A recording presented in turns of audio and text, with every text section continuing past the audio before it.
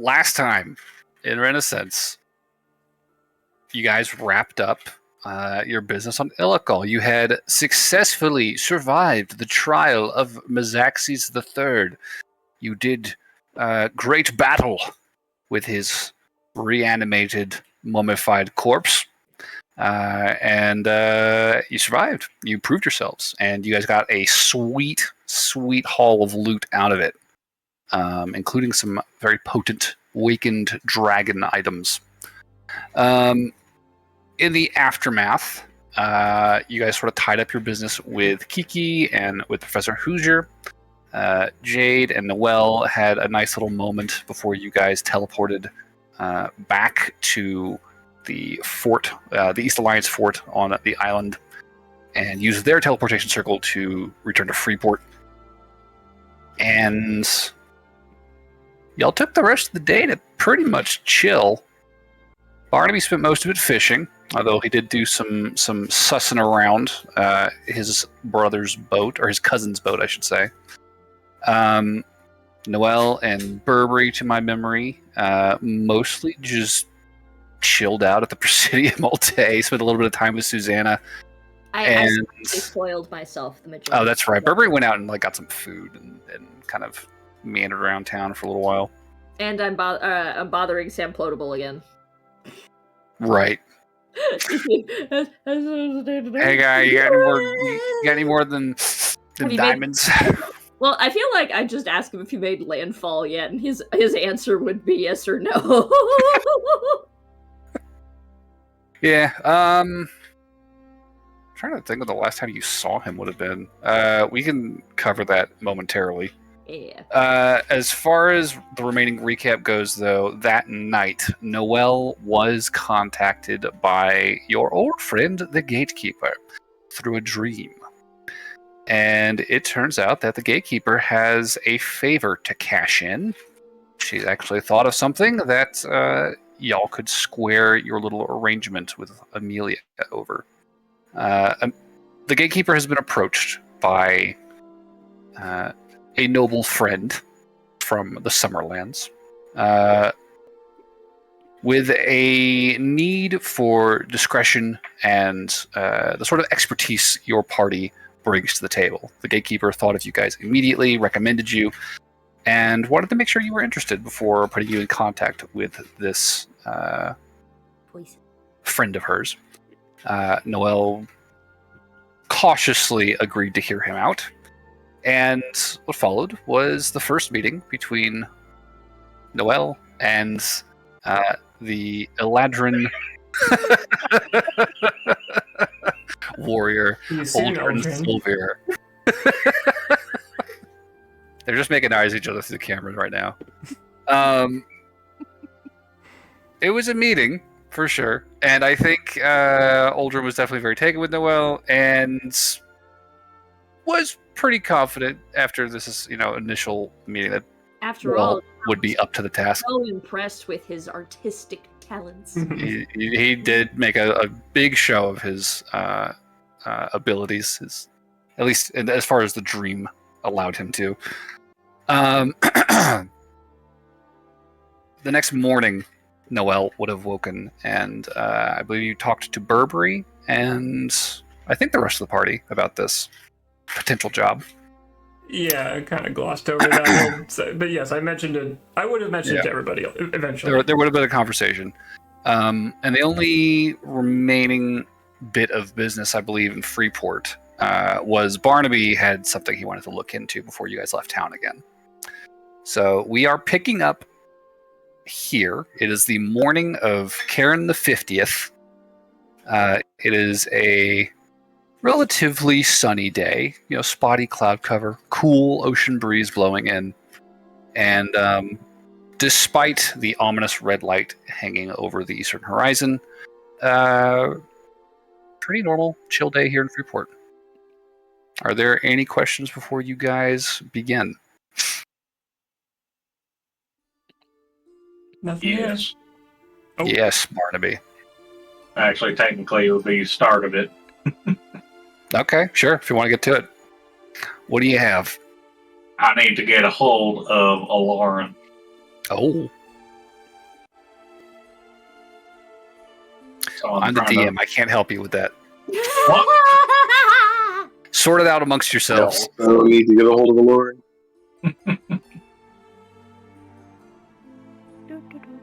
Well, you have several people in the party who can help you with that, if that's how you want to do it. Yeah, so I'd probably talk to some who can send a message. There's several people at the party who could do that. By several, we I mean two. cannot. So we've all just Noel and send one message together. Me and Noelle was the last one I talked to about this, and I figured I'd go to her then. Okay. So you walk out of the room to go talk to your cousin, and then you walk back in. No, I haven't talked to him yet. Right. All right, well, hi again, Barnaby. I feel like we just talked. What's up? I got to thinking I need to chit chat with Lauren about this. What'd you say, John? I wasn't sure if you guys have been hearing me the last couple minutes I was talking. We can hear you. It cuts in and out sometimes. And it's garbled. Oh. Hang on one sec. Okay. Anyways, Yeah. So, what's up, Barnaby? Well, I wanted to see if I can get Lauren to help with this matters here. Right. You were gonna have a talk with Bubba. And Yeah. you want Lauren's help with that? Yep. Fair enough. Here, I'll toss you the sending stone I have with her. And if you need to clarify more, I guess I can send another one today. This is a rock. Yeah, if you squeeze it and you'll see it starts to glow, and then if you say words, it will send them to a Lauren's rock, and then she can hear them.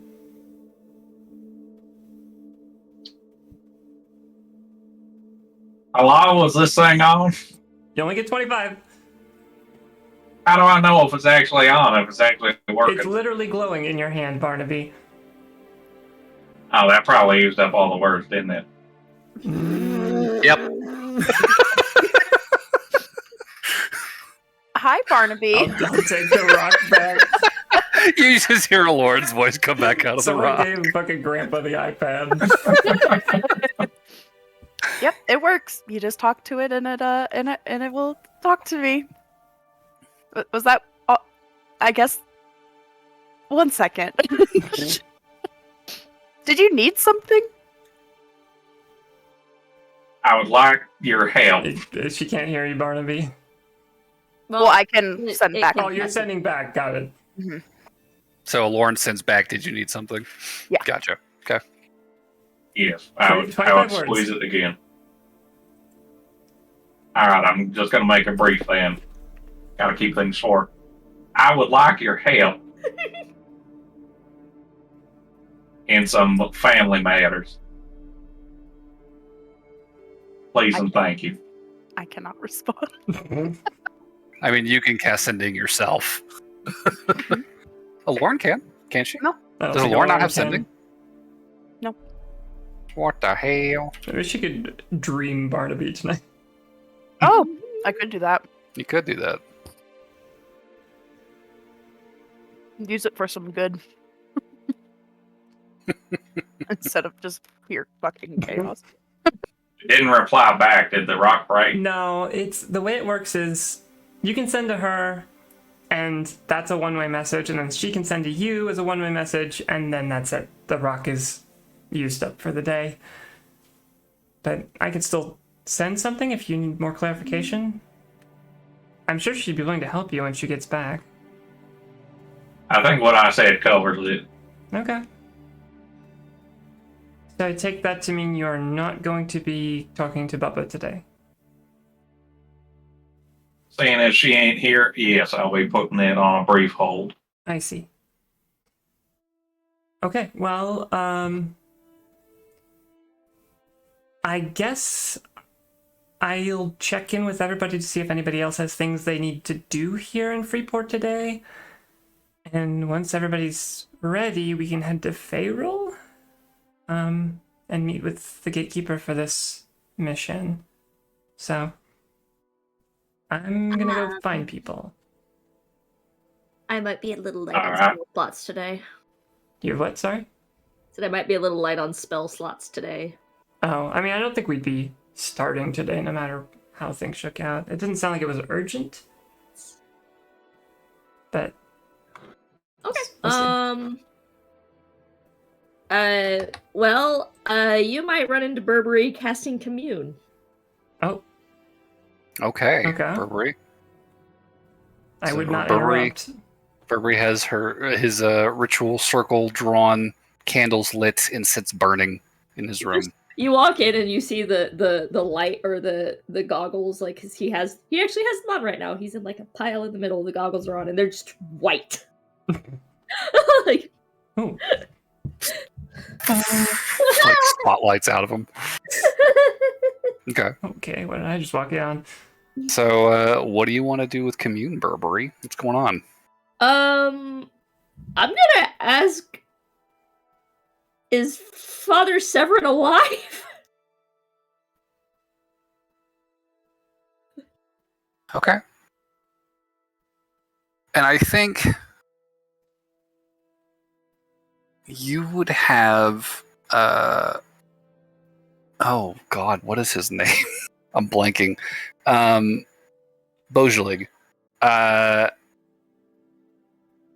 Feeling his presence around you, kind of half in your room and half in this sort of ethereal space. You can kind of see him out of the corner of your eye, kind of looking outward, and just kind of, I think so. I mean, I can feel him, but I can't see him. It's odd.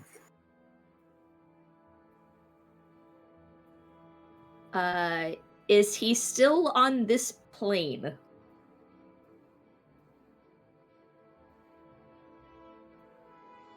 Again, you can feel Bojelig straining beside you.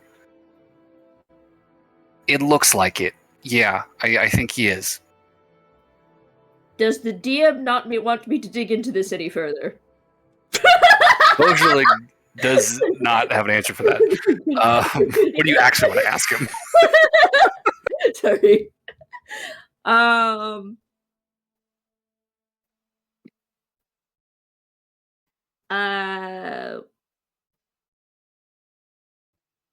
Does he want help?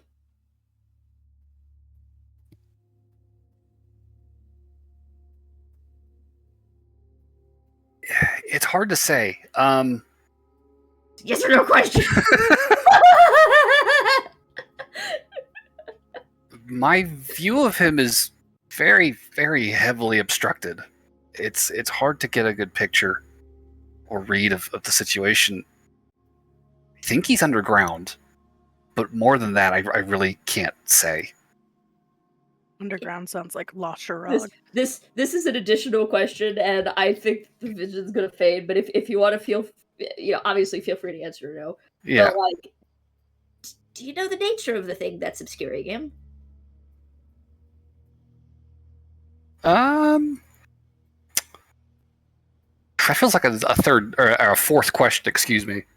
Well, that's why I said like I know that's Yeah. the additional one. It's just one of those like it's one of those things that I as a person am interested in, but I don't want to keep barking up the wrong tree. Sure. I think what Bojelig would be able to say as the spell is beginning to fade, you're sort of feeling your connection to him begin to break. You would hear, it looks like he's west of you, and it just kind of cuts off from there. Okay.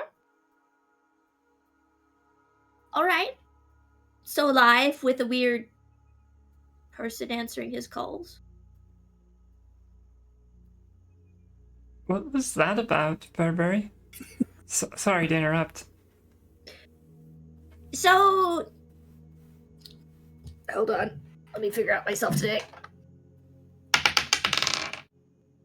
So, do you remember Father Severin, the very over the top? Spooky guy, kind of Looks We pretty. visited his people a Yeah, while ago. I do remember him. We only saw him a couple times though.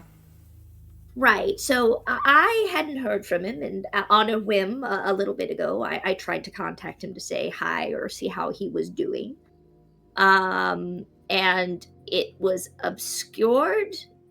So I started trying to contact him in earnest, and I'm having trouble. So I was just trying to see if that was a willful trouble or an unwilling trouble. Because if it's an unwilling trouble, it might. Then he's in danger. Right, but if it's a willing trouble, then there's not much need to go and help. Not that I'd be able to help him, because trying to find him has been like trying to find a map with your eyes closed and your hands tied behind your back in a room of jello. Yeah. That's complicated. Wasn't he going to go off on like a mission from his god or something when we last saw him? Right. And though I know that the gods don't generally lead us astray, that doesn't mean that there's no peril on the way. And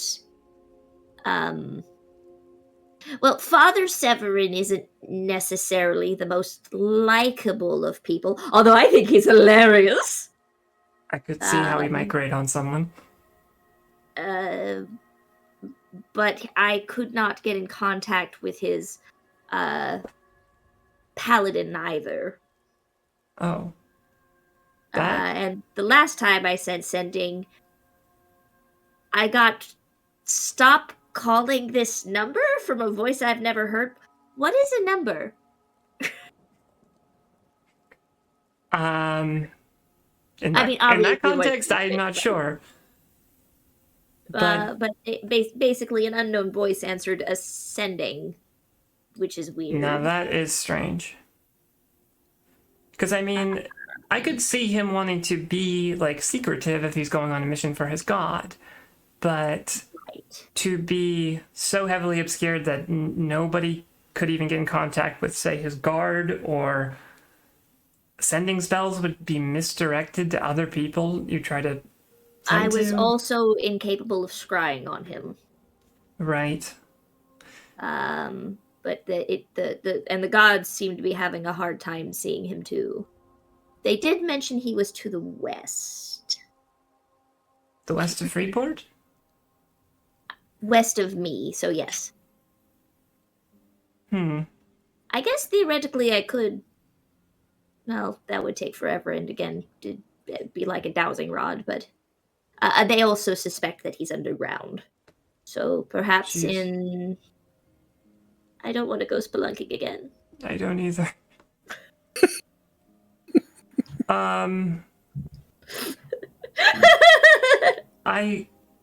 That's scary. Caves, because fuck you. I wish there was a little bit more specifics to go on, but I understand the problem there. Because, yeah, that sounds kind of shady, all things considered. I guess if you find out a little more, maybe we could look into it, but without a direction or something besides west, and the fact that he's missing, we don't really have anything to go on.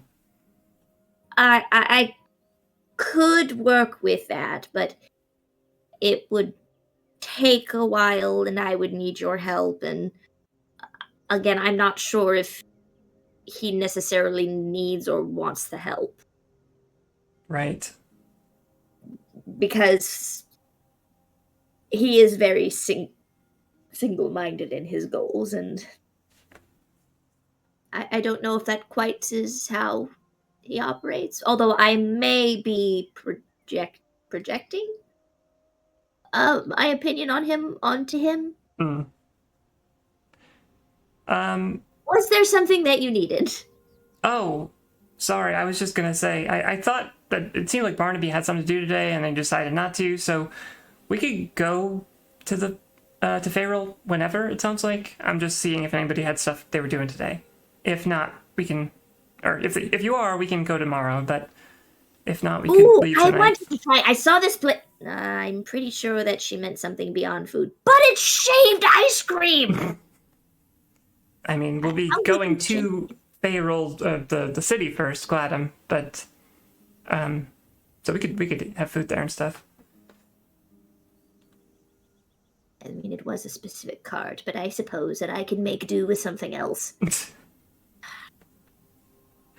Up to you. I'm just throwing it out there to people.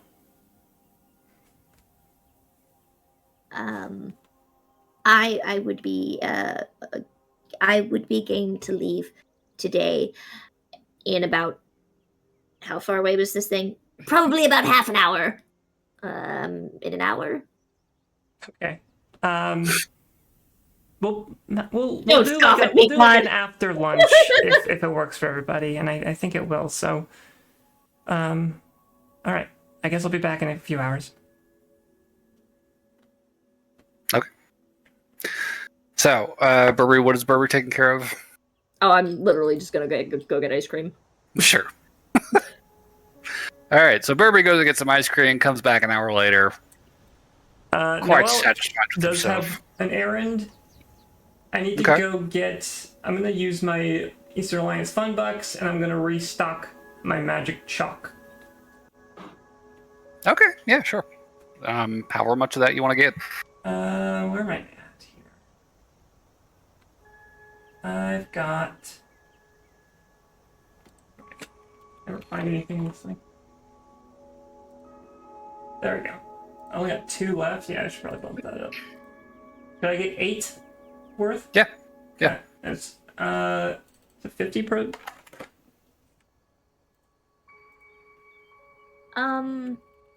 How expensive would it be to bump up a +1 to a +2 shield? Shield. +1 shield is an uncommon? Is that correct?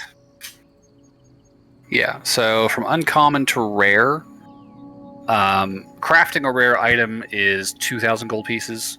Crafting an uncommon item is 200, so upgrading it would be 1,800. The time commitment you're looking at,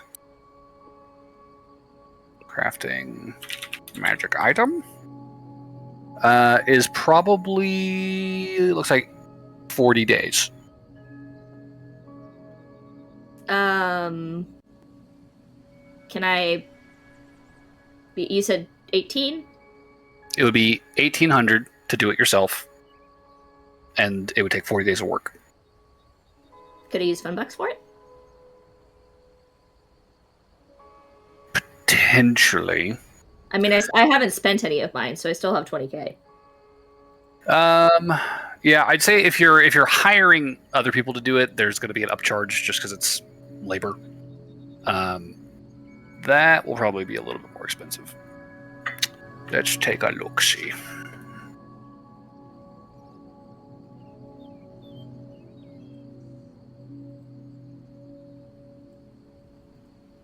Okay. Should I be very happy or very afraid?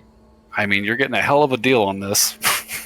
Yay! That was a 2 and a 3, so that'll be 5,000 for the Eastern Alliance to take care of that for you. So 2,300 No, 5,000 for the Eastern Alliance to take care of it. Plus 3 times total. 1,000. Yes, total. Heck yeah! Yeah, I'll put 5,000 of my Eastern Alliance fun bucks for that. 5,000 and 40 days. So if you want to leave your +1 shield with them, they will take care of that. That should be fun.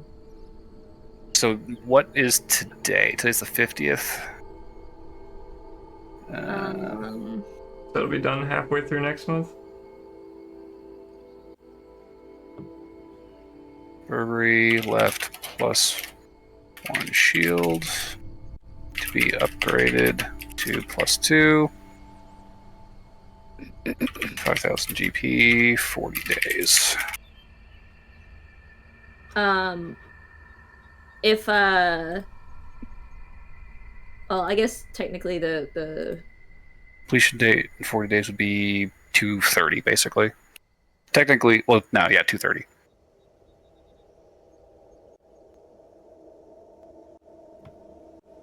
Okay, and I'll just put it in red on my character sheet for now. Okay. But knowing me, that'll probably be how many sessions I'm probably gonna forget. So I have put it in my notes, but I might forget that it's in my notes. So It's actually a great time to do it because we might be in the Feywild for a month and a half. We right. don't know.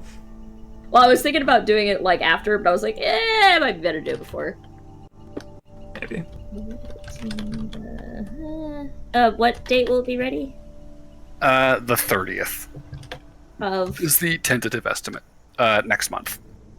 I need a So, I can't put 2:30, 4:32. 2:40:32. 2:30, 4:32. Okay. I was like, I can't put in a month on my character sheet because in 28 days I'm gonna be like, wait, I how know. long ago? As far as a month from now.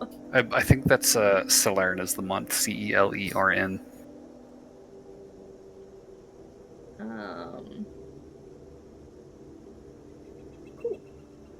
All right, so Burberry's got some fun books put to work for him. Yes. All right. Any other errands for the party?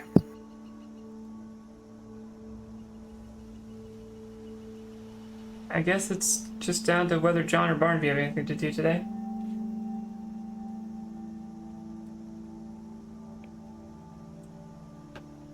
Fellas? I was muted. Sorry.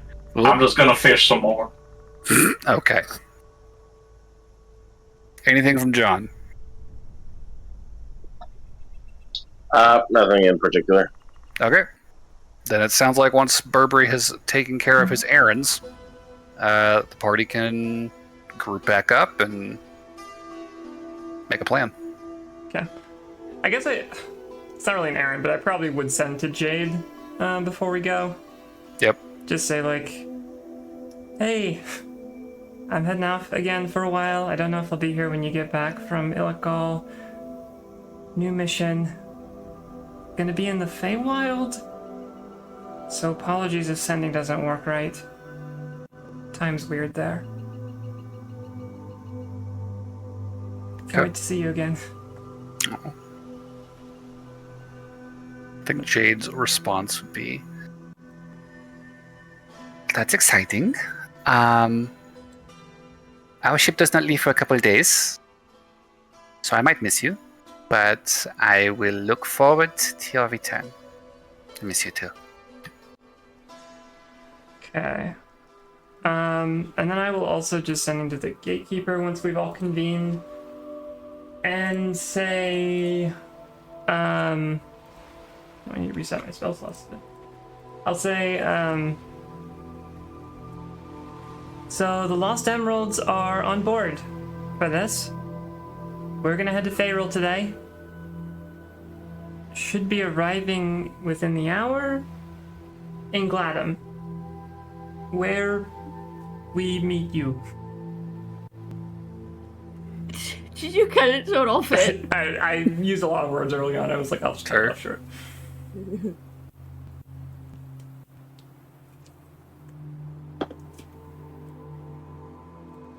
I think the gatekeeper's reply would be, the Waylight knows the way back to the Grove.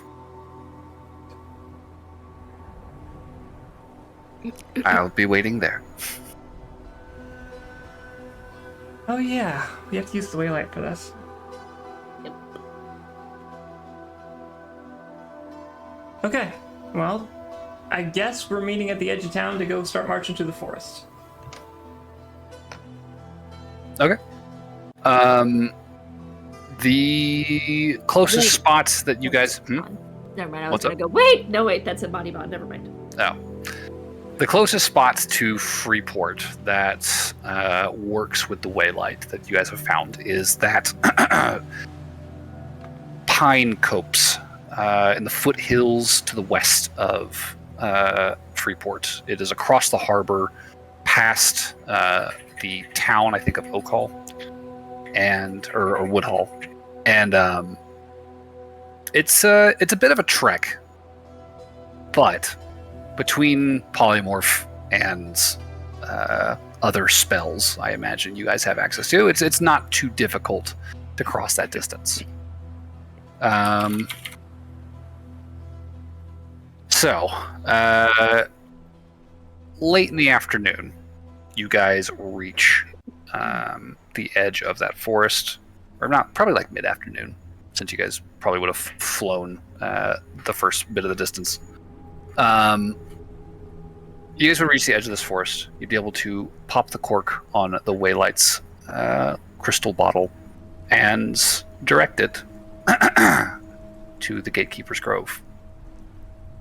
And just as it has many times in the past, it begins to sort of lilt and weave its way between the trees, leading you deeper into this pine forest. And as you follow,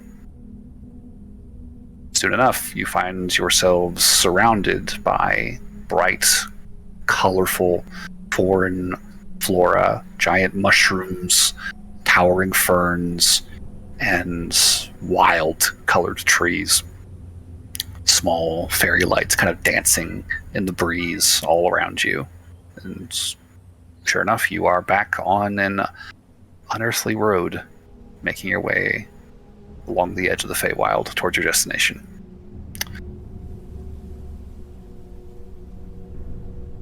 I will say, since you guys are traveling a pretty decent amount of time today, if you're not camping on this road, for pushing ahead to reach the Gatekeeper, it is going to be 8 hours on this road plus whatever it took to get to the edge of this forest. So there will be some con saves we'll need for a forced march, unless you want to camp. Camp. You saying we should camp, Berber? Camp. Camping's fine. I guess it takes multiple days. It's going to take at least a day no matter what we do. So. Yeah, that's fine. Okay. I got Lehman's tiny hut. For the sake of convenience, no trouble shall befall you while you camp out on this road. And it's a very quiet, peaceful kind of place to lie back and kind of just look up through the canopy towards, the handful of stars you can see kind of streaking across the sky through the leaves. It's very pretty out here. And after you finish your rest, kind of rouse yourselves, break camp, and continue on your way. After a good, 4 hours, we'll say, you guys find yourselves approaching what appears to be a clearing. And the Waylight comes to a stop at the edge of this clearing and just sort of lingers in the air as though it has finished its task.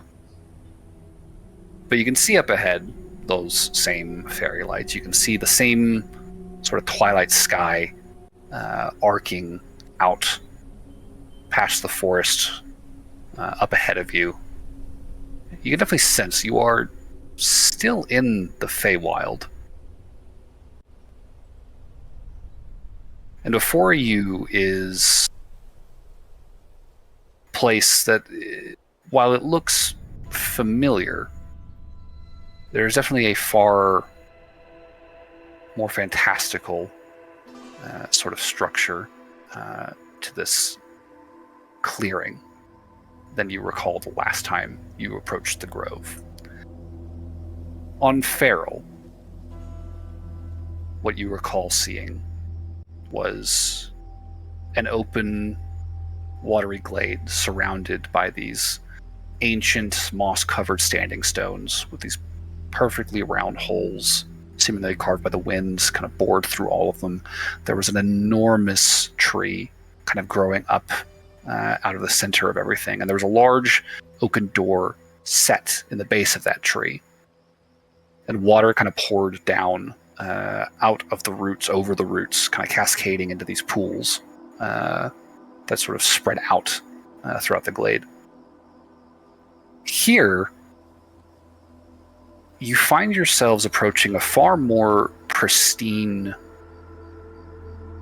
almost temple-like structure. There is this open pavilion of this beautiful white stone, the grout kind of traced through with mosses and lichens.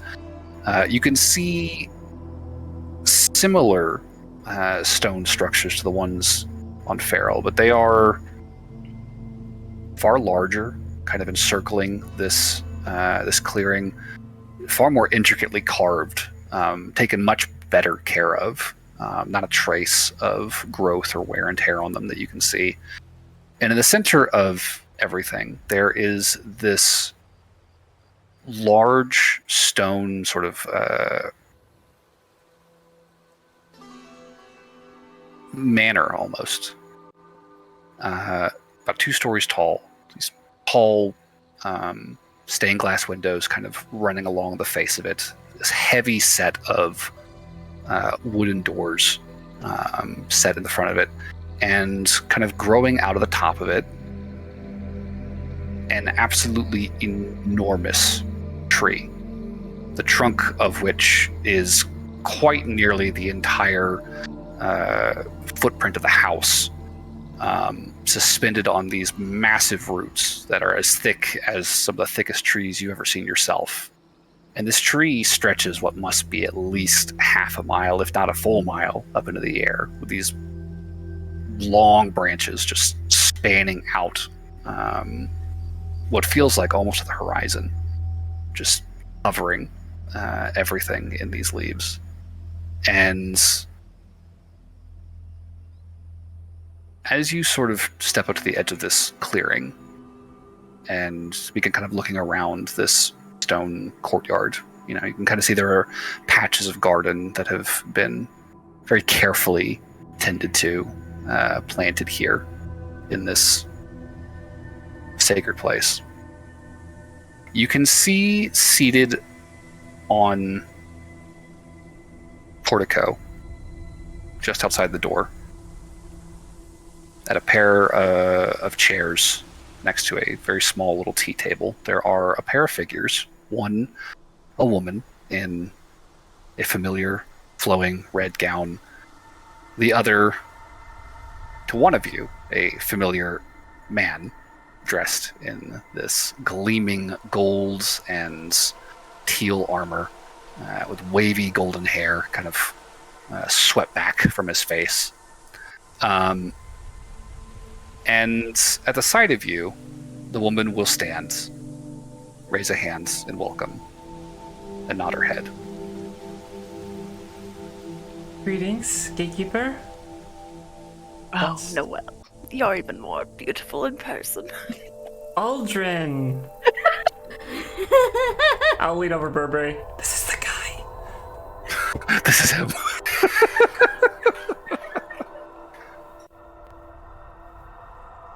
I mean, he seems nice. He seems that way.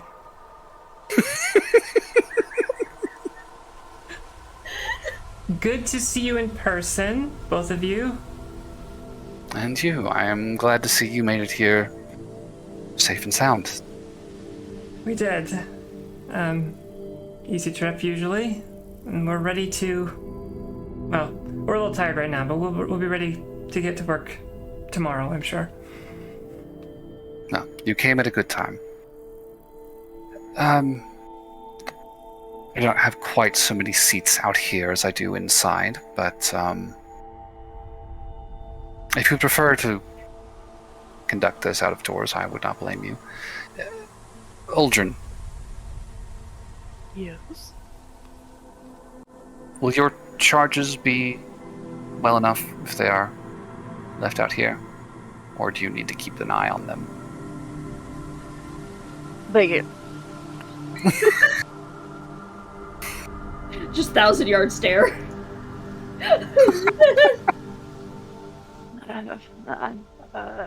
They'll be fine. They'll be fine. No, I should go fucking get them. God damn it. It is unwise to curse around children. Oh, you haven't met these children. Assholes! I'm just kidding. Good caretaker. I have to say, he certainly doesn't disappoint, and I do say that loud enough that Aldrin can hear. Assholes! I mean children? Children, where are you? Yeah, they have those. Yeah, Aldrin, go ahead and give me a perception check. Aldrin's first roll. They're playing hide and seek. I feel like he's just waiting for them to like pop up and do some stupid shit, and he's just like looking around, like eyes narrowed. Like, where the fuck are they? 22. 22. Okay. I will say, looking around, as you have almost definitely relished not having to keep a terribly close eye on them while you've been entertained by the gatekeeper, it becomes very apparent very quickly. They are definitely hiding. You do not see any sign of them anywhere out here in the gardens. I won't tell him you're down here. Children?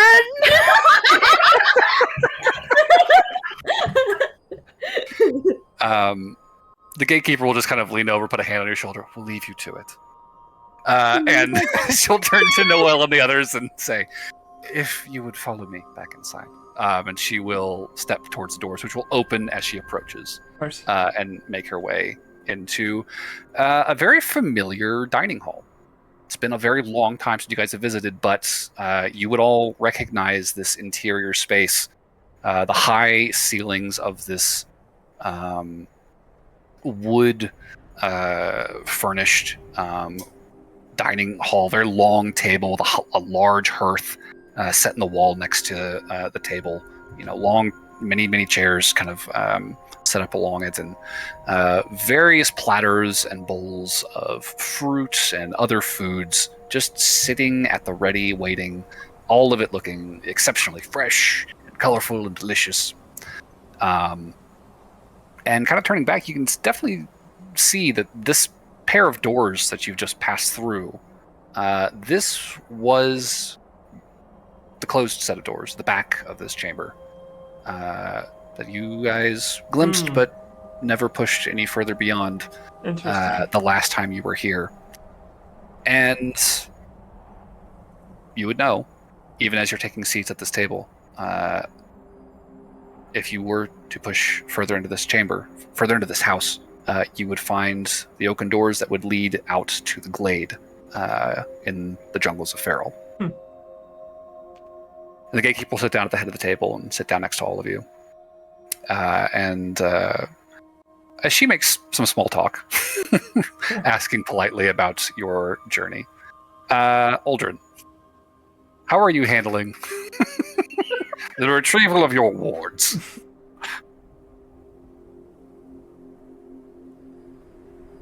Don't you want to see Father again? We can get there sooner if you come out. Be rid of them forever. You said wards. I thought you said warts. I was like, what? Wards. Very hard time finding I my think word. he would compare them to that. I'll say give me a persuasion check. And you can torment your father and not me, because I know how much you enjoy that.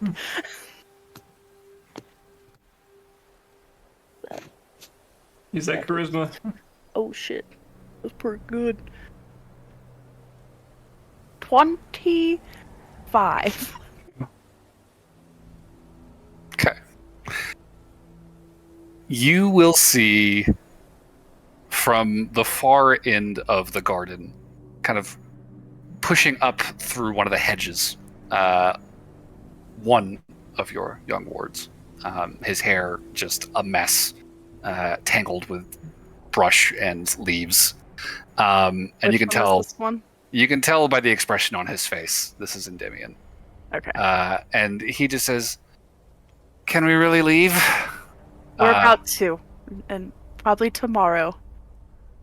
You will hear a second voice shouting from somewhere, and I think at this you are reminded just how much effort he puts into being difficult. Very hard to really place as the voice kind of like echoes around the garden, you just hear Chiron yelling, "Dim, quit being such a ponce! Let's go! Keep looking! What are you looking for? Me!" Ah! Dim's just like, I'm done. Can we be done? Are we leaving? Really? As Tomorrow. he starts to hurry down the garden path towards you. Okay, I feel like he's gonna be like, pat his head when he gets close and be like, "You're my favorite." You're not technically my child, so I can have favorites, but you're my favorite. He just kind of, thanks, and just kind of takes his place next to the door. Chiron, I swear to God, I will hunt you down if you do not come out. Yeah, You coward! I'm not afraid of you! it's like, well, yeah, that's why it's called hide and seek. You'll never find me here! I guess if I could never find you, you'll never be Prince. Come on, let's go, Midian. That'll get him. Give me an intimidation check. You'll just be lost in the woods forever. Rotten child. 19. 19.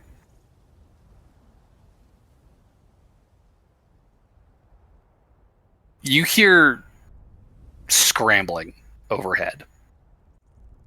And definitely not putting any effort into throwing his voice now. You can hear Chiron very frantically, I'm already a prince. What are you talking about? And then poof, falling off of either the roof or the balcony overhead, you see Chiron land on his back in the rose bushes at your feet. I think I Ooh, in the can rose bushes. like...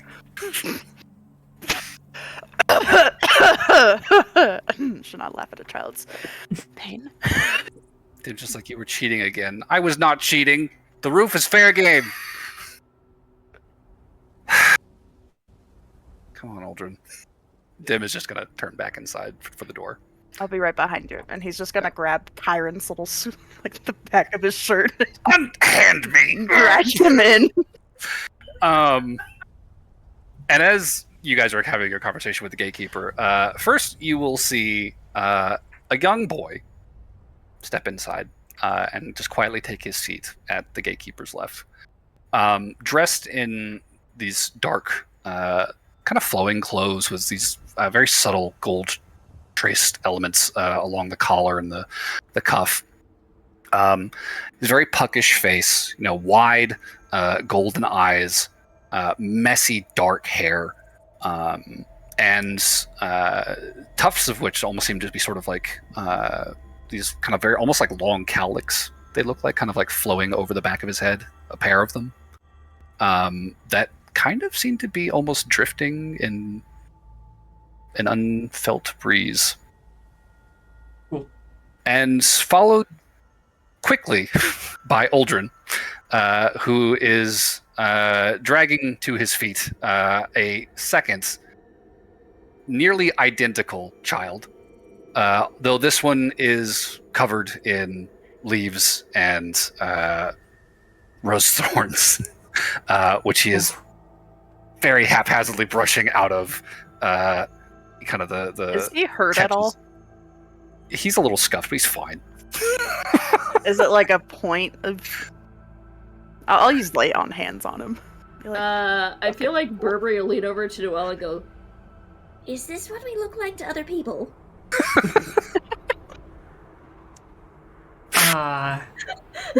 Maybe. he'll use lay on hands on Chiron. Okay, you do that, and Chiron is like swatting your hand away, like, "Stop it, Aldrin! I am not a baby. Get off of me. I'm a prince." I feel like you guys just see his like face like go very stoic, and you would get the sense he's like talking to himself, like he's just refraining. Aldrin disassociates. He's like, never will I have children. I pledge it. Well, a prince is also known as a baby king. You're not even a prince. I am too. And who are you? As he gets kind of forcibly pushed down into a seat next to his brother. Yes, you with the mask. Oh, hello. I am Burberry. It is nice to meet you. He's definitely squinting at you very suspiciously. Would you like to play cards? Give me a persuasion check. Already winning over their hearts. It's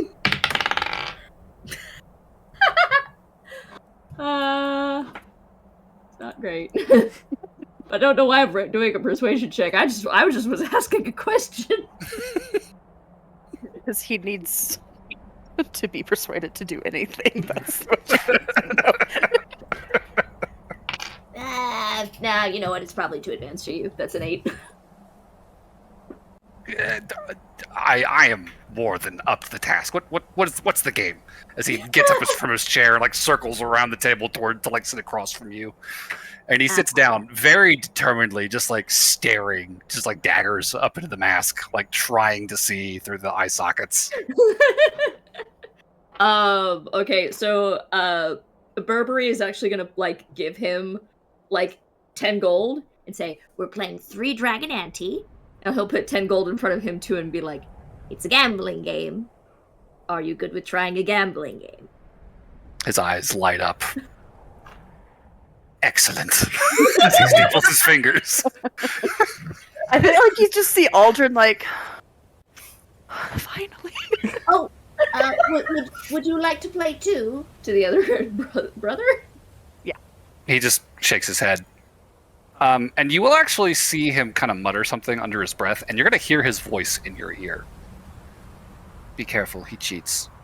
A lot. Burberry will reply, It's fine.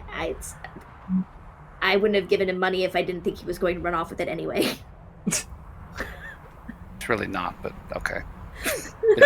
Noelle's gonna step up to Aldrin and just be like, so these are the kids, huh? This one, Angel. That one, Devil. Always does seem to work out that way, doesn't You it? just wait till father hears about all this. Your father loves me. Probably more than you.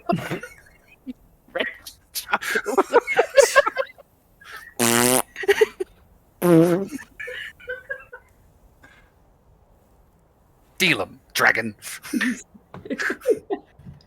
Okay, so let's play. Sure. Aldrin would not have said that. That's his internal thought. If anything, he would have heard. Noelle would have heard him muttering it. Fucking Sure. Sure. All right. I'll say, just to keep it simple, Kat, go ahead and give me. I'll say just a general intelligence check.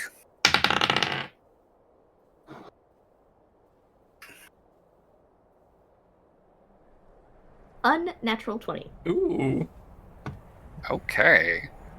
It's the mask. It's hiding all of There's me. no way to read them. It's like the old card, the green visor. Yeah. So, I can say this. Kyron got a 17, Good for a kid. but I think, Is he cheating? seeing that he is beginning to fare poorly on the first couple of hands, he is going to start pulling some bullshit. Go ahead and roll with disadvantage now for me. Would it be more him rolling with advantage? I mean, it's the same. Yeah, I guess it's the same functionally.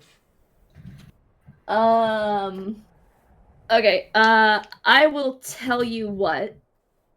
If I see him, if I notice he's starting to cheat, can I roll a sleight of hand check, and if I do well, I can just do a flat roll again? What's your passive perception? Passive? Where's another sheet? It's just your wisdom plus. It's 10 plus right. your perception bonus. Yeah, 10 plus perception. Oh, 13. 13. Okay. Well, he only got an 11 on that. So, yeah, I think you would notice. I would say you're not sure how he's doing it. but you check your hands. You go to, place your bet for the next round. You look back, and your cards have changed somehow.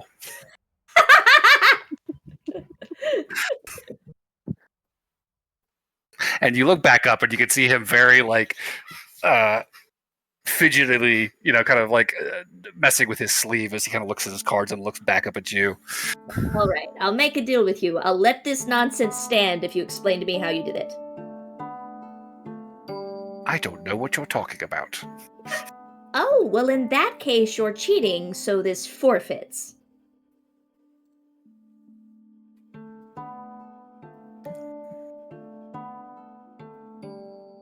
Aldrin! Damn it. Yes, Kyron. This dragon's trying to take my hard-earned money. The hard-earned money that I gave you. Yes, my money. That is Burberry's money, Kyron. You have plenty of money. I won this. No. No, you did not. Wait, did Burberry just puts let me out do a clawed perception hand check. and puts it over the pot and starts pulling it towards him. Go ahead and give me a sleight of hand.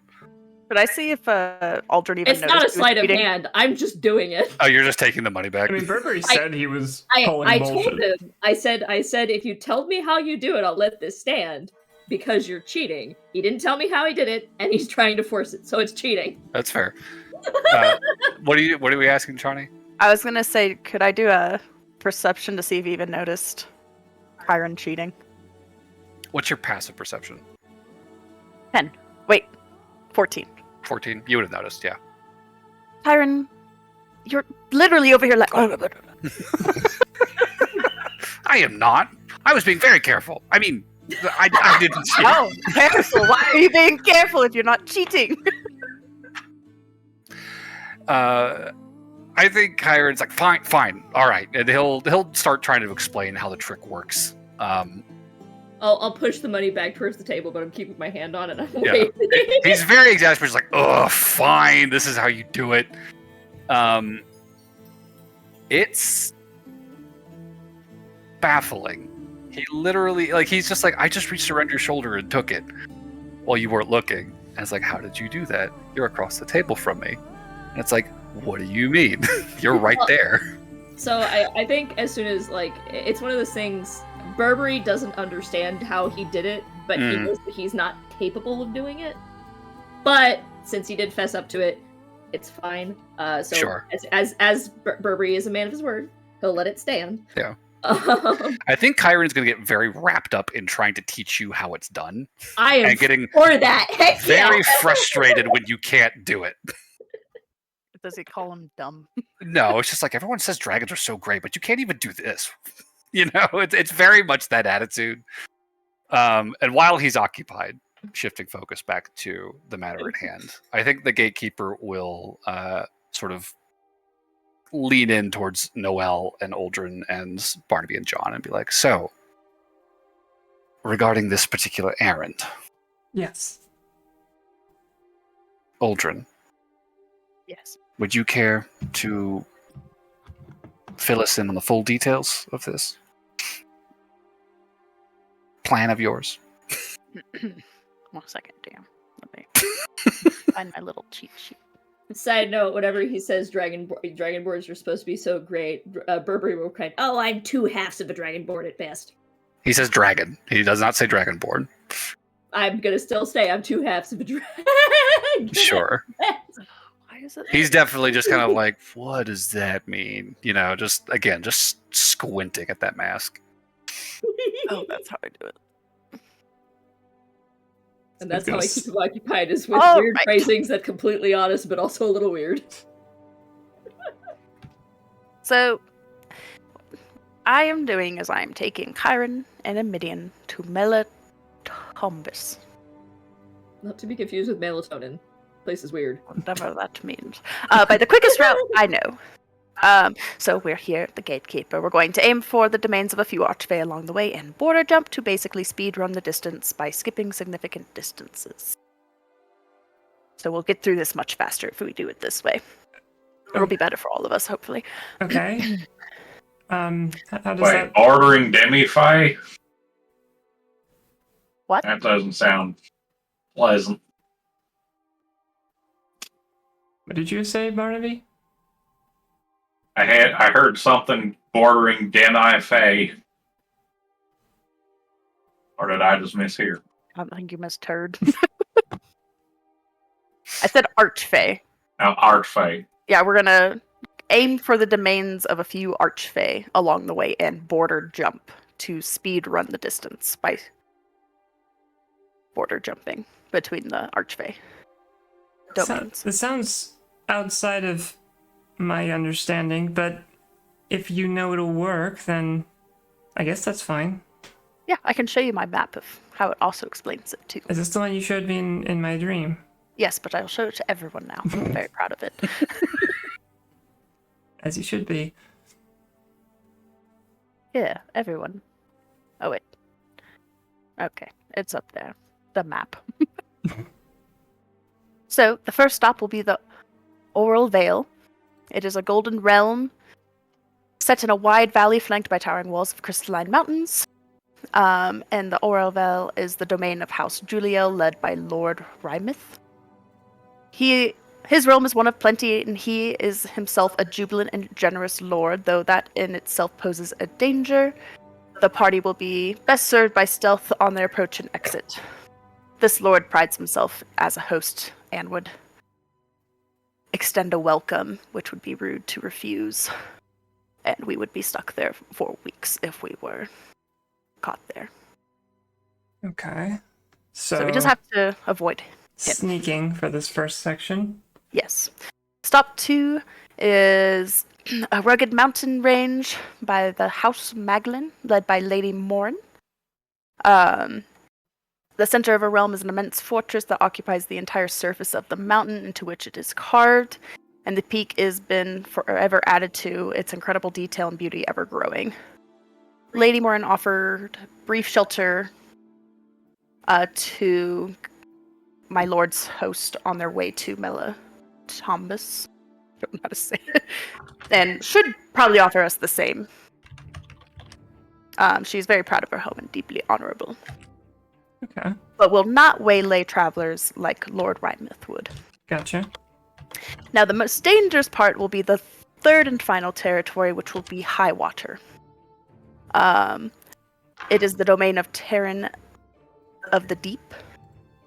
And Terran does not relish a new domain growing so close to his own borders and resents my Simeon deeply. And we should not linger in this area. Okay. Oh.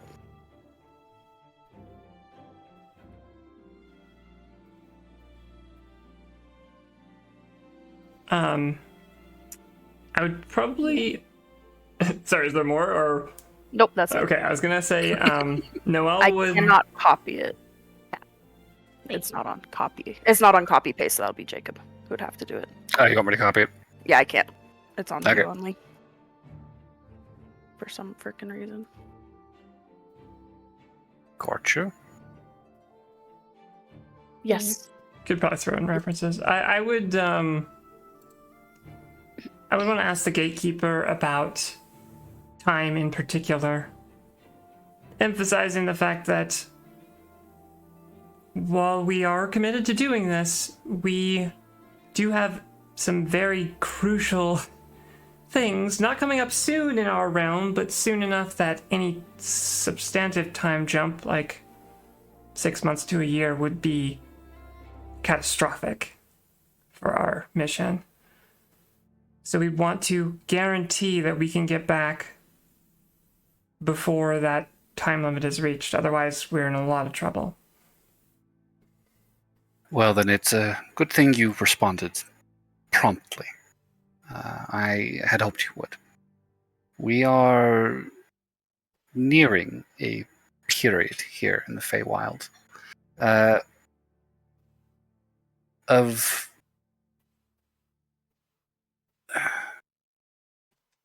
how best to describe it. You are familiar with the notion of the veil, yes? The I think so boundary at this between point. our worlds. Yeah. Crossings between our worlds can take place. Where that veil is at its thinnest. And it is not just people or creatures that move through this passage, but energy. Time among them. And the passage fluctuates. These Fey crossings are more or less porous at different times of the year, and with that fluctuation comes fluctuations in the time between our two worlds, which you are right to be wary of. It is not an exact science estimating the difference between the two, but there is a very good metric, shall we say, for ballparking the difference. The moons overhead, Faithil and Belithil. You can see them on your side of the veil, can you not? Yeah. They are visible here as well. It has been long observed that the veil grows thin, waxing and waning, largely in phase with the moons. When they are dark, the veil grows thick, and travel becomes difficult for creatures and for this planar energy, for time as well. When the moons are full, the veil is wide open, and passages readily available. Time flows into the Feywilds in abundance when the moons are full. Unfortunately, they are growing dark as we speak. I believe in 4 days' time on your sides, they will both be nearly new. At which time, a day on our side is like to be a minute on yours.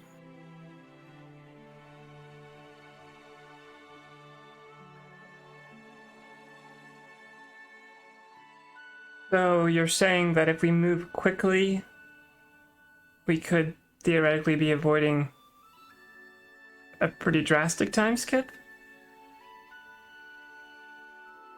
I think as long as you complete your errand before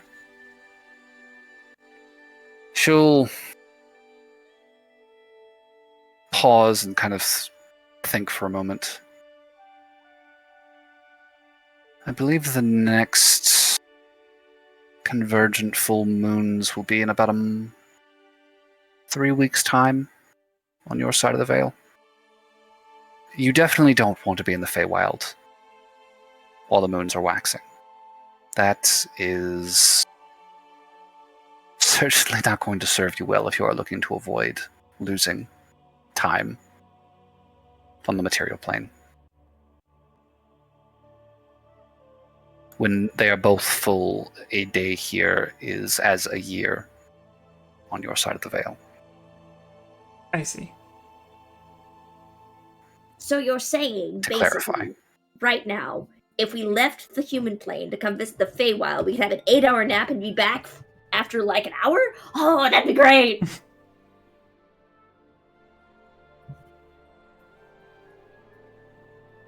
In essence, yes. Although I would not recommend making a habit of that if you are not. Oh, heavens no! Like the risk is way too high because outside as you've mentioned, and we're having this conversation while like poking through cards in my hand and going, well, that one's different. Like, You've got to pay better attention. You're never going to catch me if you don't. Yeah, I mean, really, it's just a testament to your skills. He's just raking in the gold that's piled on the table over to his side again. That's the reason I only put 20 on the table. You know, Sure. It's basically it's like poker chips, right? Sure. But because we don't know, because the time dilation is different, if we went to spend a day now, it could be theoretically a week here in the Feywild. So whenever we get back, it would be uncertain of when the stuff hit, unless we had a solid grasp, which we do not. We definitely do not. As I say, it is better to act sooner while time is slow here than it is to wait I any more am than a glad month. that you understand this perfectly and have given us proper direction on how to solve this problem. Thank you, Gatekeeper. Also, have you not seen and this is back to the kid. Have you not seen a Dragonborn? We don't have Dragonborn here. So you do now. Ooh. I Still don't know what that means. Just 'cause you're wearing a mask and a hat and a cloak and all kinds of things.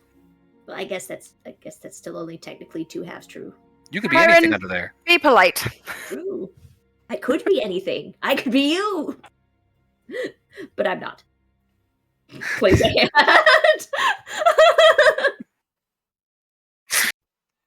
Kyron seems a little unnerved at that idea. He kind of looks over at Endymion like, can she do that? Or can he do that? And Endymion's just like, Also, Debbie, do you like books? I suppose. What do you like? Plays, realizes that a card is different size, pulls it back, plays again. Kyrie's got a big old shit-eating grin. Endymion just kind of shrugs and says, well, I had hoped maybe to get involved with the Scourge this year, but then Dad called for us, so that's not happening. I don't know if it's ever going to happen. What's the Scourge? It is a trial we face here on our side of the veil.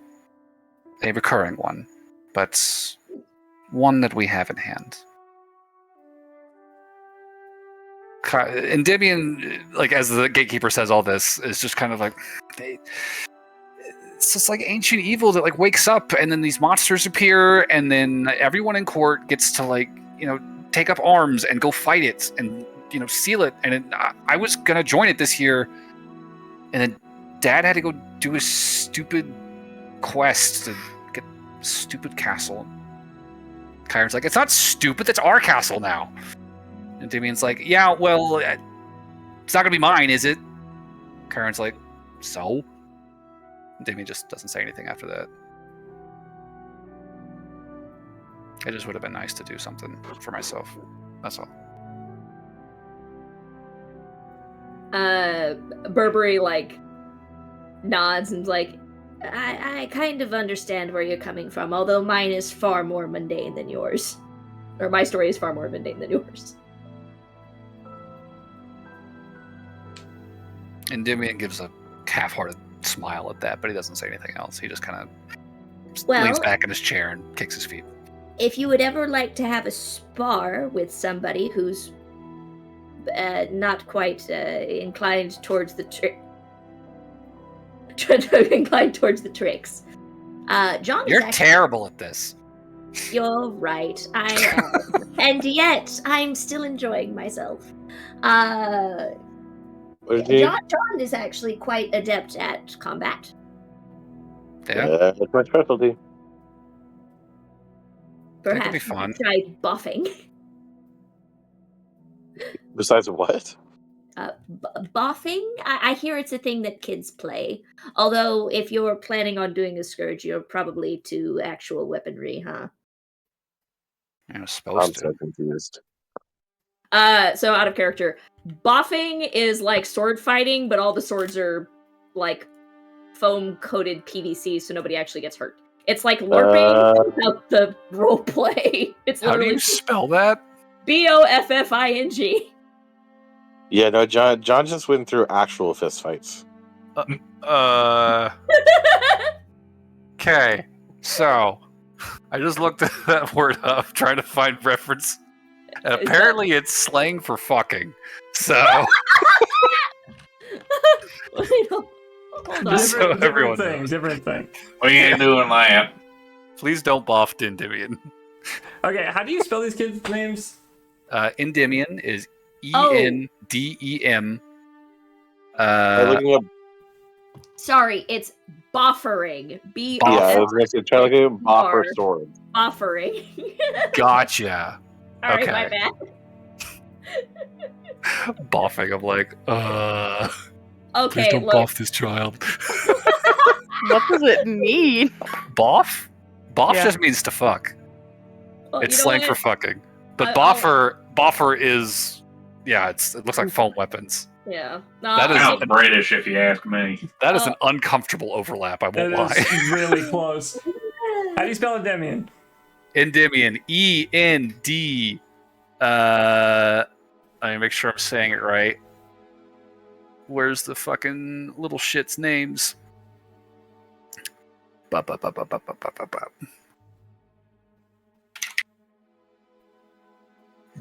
YMION. Damn it. So close. And Chiron is KAIRON. Okay.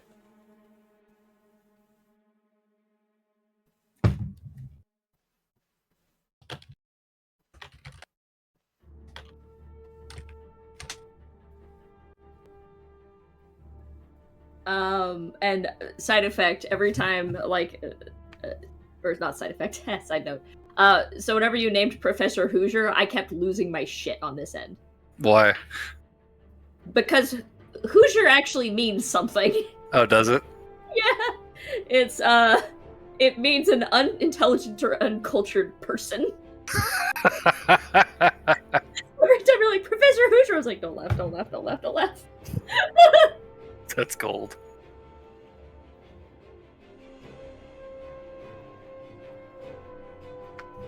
Okay. That's Noel's just gonna lean over to Aldrin and just say, like, I told you Burberry was good. I've never been so. It's single from all- tear. Are you crying? No. yeah, you are. That's adorable. Is it? I think so. You're Yeah, Chiron, it's right? No, this is Endymion. Oh, Endymion, sorry. You guys look Endymion just similar. kind of nudges Aldrin and like eyebrows. I feel like he's like, I'm standing right here still.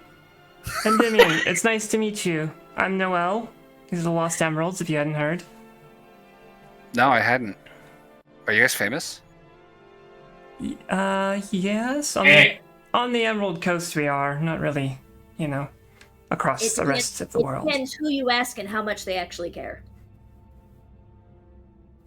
I would count them among my more favored heroes in recent years. The Gatekeeper will chime in a little bit. They certainly have done me a great service in the past. I owe them much.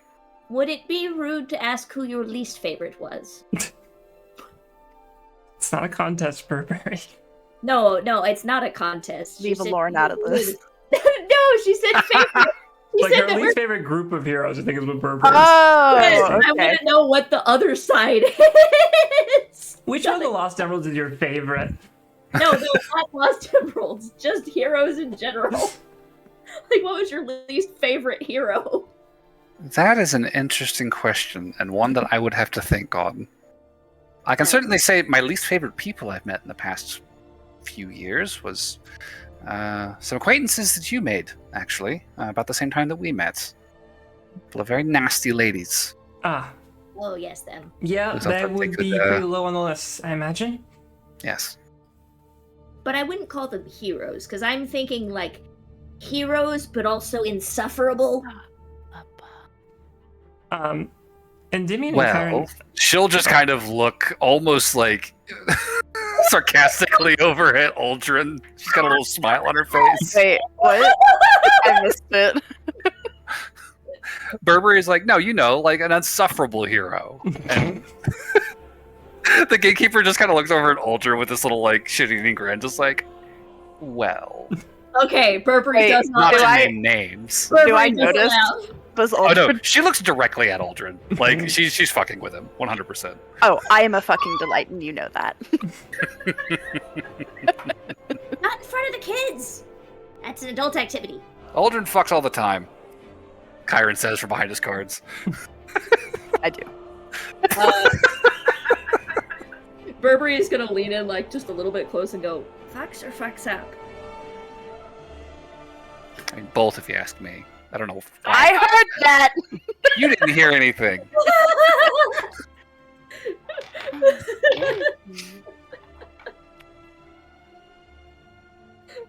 But since we're on the topic of fucking, Noel. Please, now. She's taken. That's true. My dear, I'm so sorry. I never knew, or I would not have. I guess I should throw away this painting. Pulls it out of his bag. It's like You a rolled up. already made a painting. I was working on one. Oh.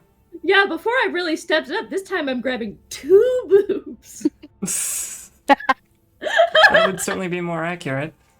Looks obscene. Is the painting still rolled up when you throw it away? Like, is it like bound? Yeah. Okay. Should I roll to see how good it was? I'm very curious. Go ahead and message it to me. Wait, what am I rolling? What's the? We'll just say Dex. Okay.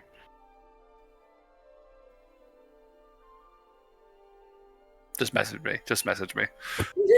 No, nobody's seen the painting yet. They don't need to know. It's fucking. It's just a fucking tube of canvas on the floor. Just Oh, I must sent that into the wrong chat. LOL. oops.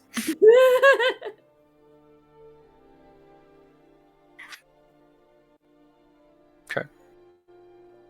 I mean, I think Noelle is certainly curious about this because she wants to know how good his actual painting skills are. She's seen the two extremes of it.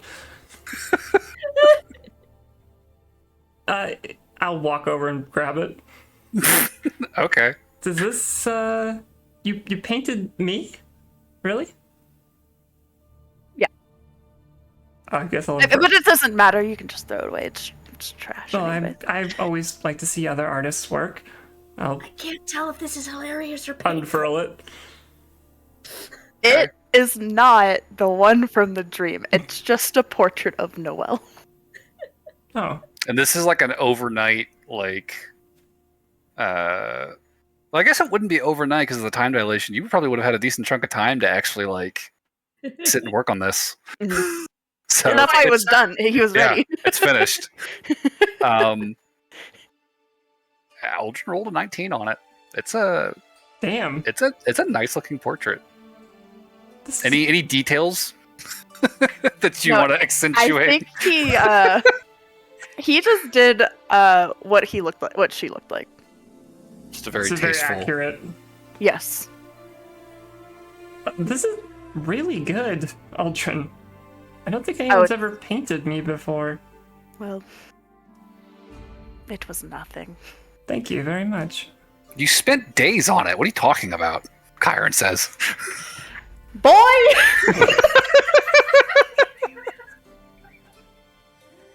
Burberry just offers him a high five. Chiron like flinches, like, what are you doing? Oh, okay. In our culture, you do this to congratulate, Good one, praise, bro. or say bro. It's Bro. a friendly gesture. So you do this. He fucking slaps the shit out of Burberry's hand. Nice hit. You're welcome. I win again. He throws his cards down. Just starts raking them to go. You're very good at this game. And by very good, I mean very bad, but very good at cheating. Nice job. And then Dippy's just gonna roll his eyes. Oh, is this John that you were telling me about, Noel? Oh, yeah. This is John. He's our big strong guy. I can see. I was wondering what you were gonna say. I can see that. Very strong. If you're going to try and climb that particular tree, please do not do it in this room. May I climb your tree later? And please, nowhere near me. Hey, moved I'm on sorry, quick. I'm taken. Kyron's just like, I told you guys. Damn it. Is there anyone in this group that would... Burberry just like scooches away. It's not a Triton chick? I'm just kidding. Just missed there, unfortunately. I'm just kidding. He has no idea about Lauren. May I tell you about the wild and sordid tales of a Triton gal named Opal? Oh. It's a fun name. Truly the pearl of the group. I guess I would lean down to Endymion and ask it what kind of fighting does he like to do? With, like a sword, or what kind of weapons he likes? I mean, I practiced with swords. Yeah, mostly. Okay. Do you have like personal like trainers and stuff that teach you every day? I did, but they had to go with Dad when he left to take his castle. Oh, that's too bad. They've been gone for a while.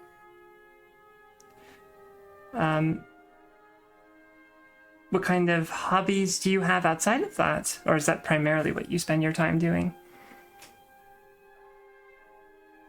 I mean, I study a little magic too. Kyra's like, we both study magic. You're terrible at it. Demi just shoots him a look. I'm okay at it. Honestly, I was pretty terrible at magic just a few months ago in our world. But I've just been practicing a lot and saving people like the gatekeeper now, which is kind of crazy. It doesn't take that long if you work hard.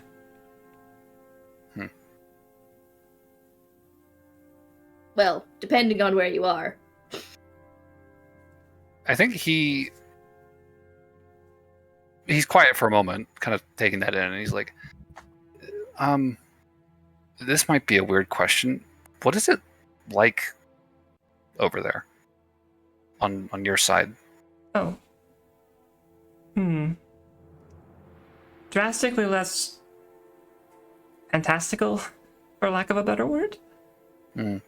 It's a lot like this place. I mean, not the Gatekeeper's Grove, but just all the times we've been in the Feywild, the tree limbs are wild and crazy, and the sky is different colors, and everything's moving and alive and breathing. Our world is a lot more... breathe on your side? No. I'm saying everything in our world is a lot more simple, static. The trees don't shift. They generally only grow to a certain size and then no further. And the things that are breathing and moving are mundane, just people or animals. It's the equivalent of being on a boat versus being on dry land. They all have their own rules, but one of them is constantly shifting, and you're always having to look out for a hurricane. Although I guess, that's kind of... You do kind of have to worry about hurricanes on land. But it's a lot less likely. Not to be too negative, but I do think that you might find it a tad dull on our side. Our experience coming here is always impressed. It's drastically more, what's the word? Eccentric over here than it is on our side.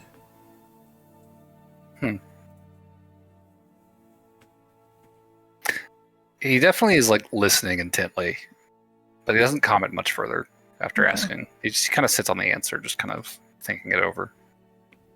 Oh, and there is an interesting balance of people who rely and don't rely on magic. can't imagine not having magic. Feels like everyone over here has it. It's not as common on our side. You don't always need it. Barnaby is not much of a caster himself. But he can shoot something from what's your longest distance shot? Barnaby is I definitely. never actually tested how far I can actually shoot and hit, but He's got very good aim. Hmm. Never I think the farthest was 240. Barnaby's definitely our weapons expert. And that's standing there, not suddenly being somewhere else. Huh. Since apparently you can do that, my god! Definitely think Endymion is taking Barnaby in very curiously. I think now that he's actually kind of looking at this big, heavily armored man and kind of piecing together, it's like, like the guy underneath. There's low-key what looks like a fascination there, but he kind of leaves it after a moment, just glancing back every now and then. You want a gumbo bar? A what? He's also the party chef. I hand him a bar of gumbo. He'll take it, and he'll look at Aldrin. Have you ever had this? It's a thing you can eat. Let me try a pinch of that. No, Careful, it's a little spicy. Oh, did you put that cayenne pepper you got in the last one? I'm gonna see if he likes spice or not. Yes. He doesn't. Poor Aldrin. It's really good. He rolled a 1. Come on, this was just cayenne. Endymion looks nervous, like, are you dying? What's happening as he stands up? Your face is very red, Aldrin. You need some water. What is this? This poison. Endymion just drops it on the table, like, what the fuck is that? Are you one of them people who think catsup is spicy? I will. You know what? I'll give Aldrin a chocolate chip cookie. Because I have them in my inventory. Where are they from? How old are they? We don't know. Doesn't matter, but they will still dull the taste of whatever that's going on. Oh, hey. Whose name did you put in that? There's a little boggle that comes up next to you with a carafe of water. Scurries away to refill it. Okay. My tongue and all higher. If you don't want that, can I have it? Are you gonna die? No, he's not going to die. That was really spicy. Barnaby's food just gets a little bit on the spicy side, that's all. I'll think flavor. I think Endymion's definitely. I think he's gonna take a bite. He's curious. That's terrible! Oh my god! Did he also roll bad? He rolled a 2. He liked it twice as much as Aldrin. It's really hot. What the hell? I'll offer Language him a cookie. children. I'll offer him a cookie too. Kyron's like, you guys are babies. Please get a 3. Right. He just takes a big old bite of it, puts it down, and goes back to the cards. Zero reaction to it. Okay. Alright, now that one I like. Aldrin's just panting. That's not bad. He is very good, although it can be a little spicy. It tasted really good for like 5 seconds, and then I died. And then the pepper hit. Yeah. It's really hot. I know. We just Here, need have to get some you water. used to hate. Yeah, and Jimmy's eyes are watering, like fucking welling up. Aldrin passes the carafe of water to him. Thank you. Sets it back down. I thought this was warning enough. You'll be past it in a few minutes. When the boggle comes back with more water, the gatekeeper leans down and is like, might I recommend some milk? And he's like, what is this? And scurries off. As I feel like his face is just beat fucking red. He'll come back with some more milk for the two of them. Oh. Oh, Would you like a pickled squid tentacle?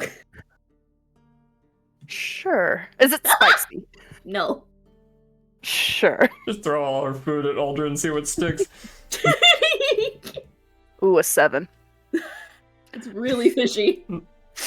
It's fishy If and you don't tart. want that one, I'll take it. I like Here, these. Dominion, try this one. We're having a taste test. He got an 8! You guys have very similar palates, is what I He's learned. rolling like one off of Filtrin. He's just like, mm-mm. Yeah, no. Okay. Kyron? Tell you what, apparently this is how we're selling the alternate plane. Is because, damn it. Kyron finishes it. Damn it. Your brother's weird. That's good I'm too. gonna- Did you make this? No, but I have a guy. Do you want another one? Yeah. He just like stands up in his chair, reaches across the table to grab it from you. I've only got one left. I need to go back to Body Bod, guys. I need to. And Debbie's just like, Might be a "Show little off." while. Well, You know what? Actually, I'm going to polish off the final one. given that it sounds like we're in agreement, this is an acceptable arrangement for all parties. Oh, right. We still needed to work out payment for the rest of the Lost Emeralds. I guess I'm looking at Aldrin when I say that.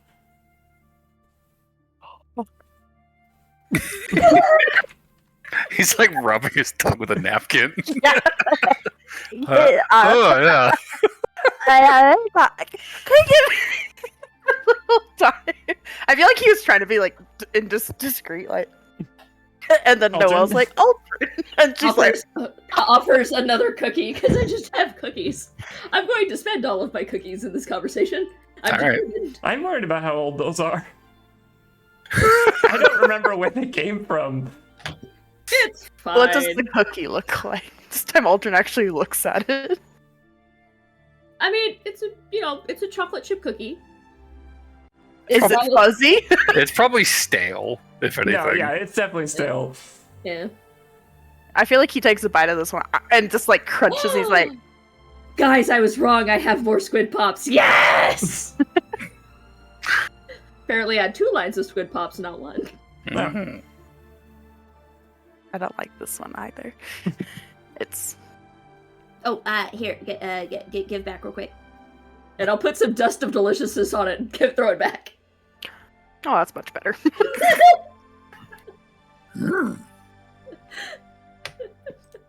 So, It's like, Aldrin. Yes, sorry. I worked out with the gatekeeper that we had an arrangement ahead of time that was going to be my payment for this, but the rest of the Lost Emeralds will need compensation for their assistance in these matters. I figured this would be a good time to negotiate that.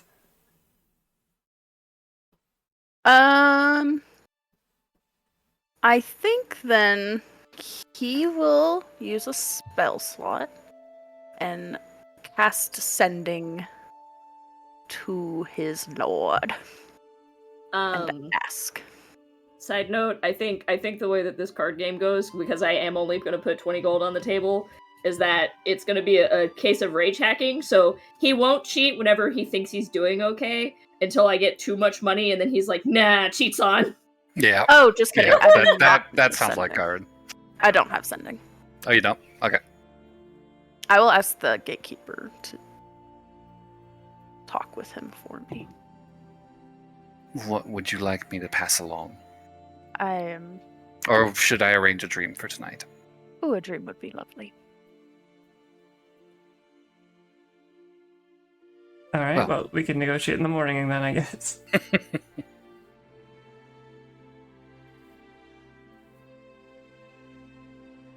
Or Noel, Oh, yeah? actually. Hmm?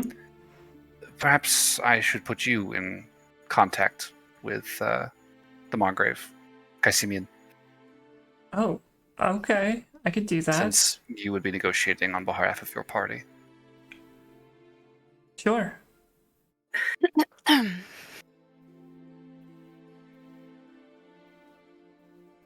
Well, if that is settled for now,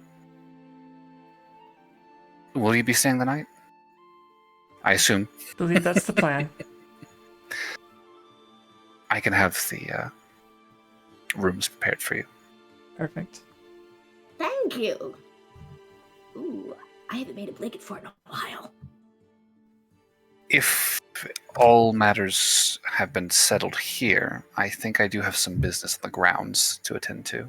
I trust you are well enough on your own to manage the next few hours, at least. Oh, we'll be okay. Good. She'll just put a hand on Aldrin's shoulder as she walks by him and just lean in. Good luck with them. And without any more comment, she'll make for the back door, back out the doors that you guys came to the Feywild side of her estate. And the doors will close, and it's just you guys in the dining hall. I think since Kyron is busy, I think Aldrin would just be talking with Edmidian. Ask him if he'd want to spar or something. Since I know how to fight. I can show you some stuff. I'm sure, yeah, I guess. Oh, come on. You can sound a little more excited than that. I would love to, Aldrin, thank you. You do not have to if you don't want to. Insight check. Do you guys want to make this interesting? A 9. A 9? Yep. I mean, he just sounds as disappointed as he sounded for the past several weeks about missing the Scourge. I would like to make a proposal. Yes. Non-weapon weapons only. I will lend you magical items to fight with. Like what? He pulls out a magical candelabra and a magical chill box. Endymion takes the box and looks at it like, I'm supposed to use this as a weapon? You can use it like a sling. Or we could use swords and hammers. He will very gingerly put the chill box back on the table and say, thank you. Thank you, Burberry. I think we'll just use Aldrin's equipment. I will admit I did have slightly ulterior motives. If you did end up using it, I would have gotten a smoothie out of it.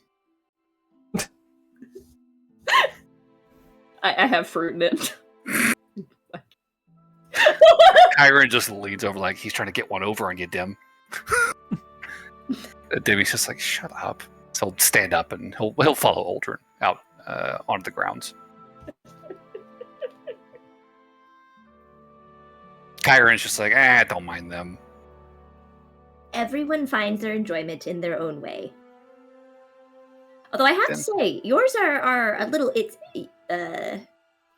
You said you also like doing magic. What kind of magic do you do? Ask that question. Kyron gets a big smile. I just learned how to do this, and then he vanishes. Oh, is that the regular invisibility or the greater one?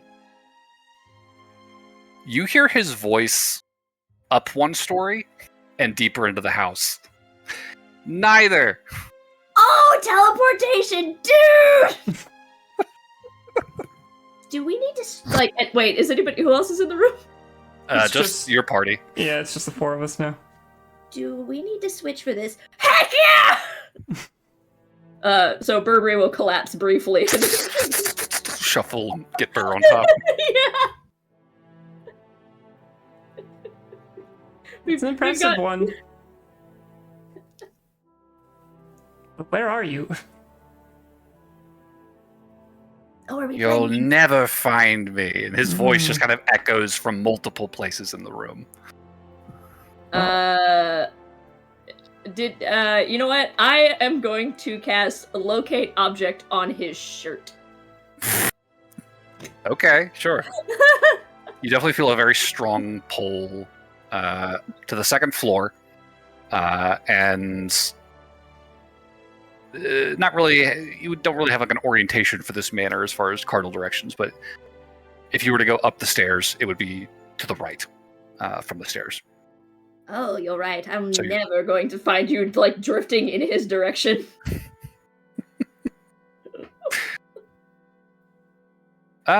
What's your passive perception? 13. 13.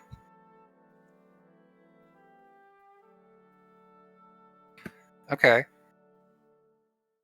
I think as you get close to a room and you begin to open the door, you feel the spell suddenly like swing in a different direction.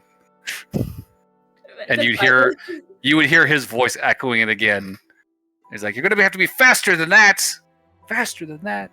Faster than that." Did you ever hear about how man evolved and he'll just start walking towards Okay. the direction again?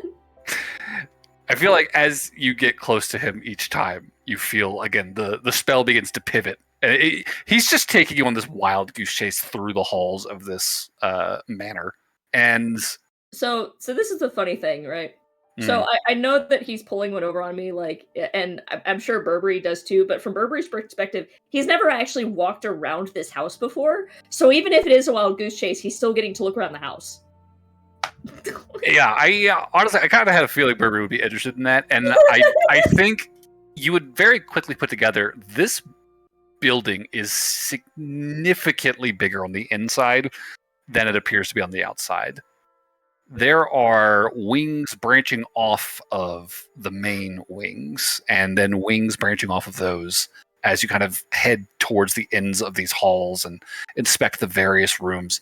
There's a lot here. So Burberry is going to get a little unsteady for a while. Because Okay. I think Barry's actually like drawing a map on the bottom of where he like the past or the places that Trying he's to keep track of where he's been. Yeah. Sure. So he doesn't get lost.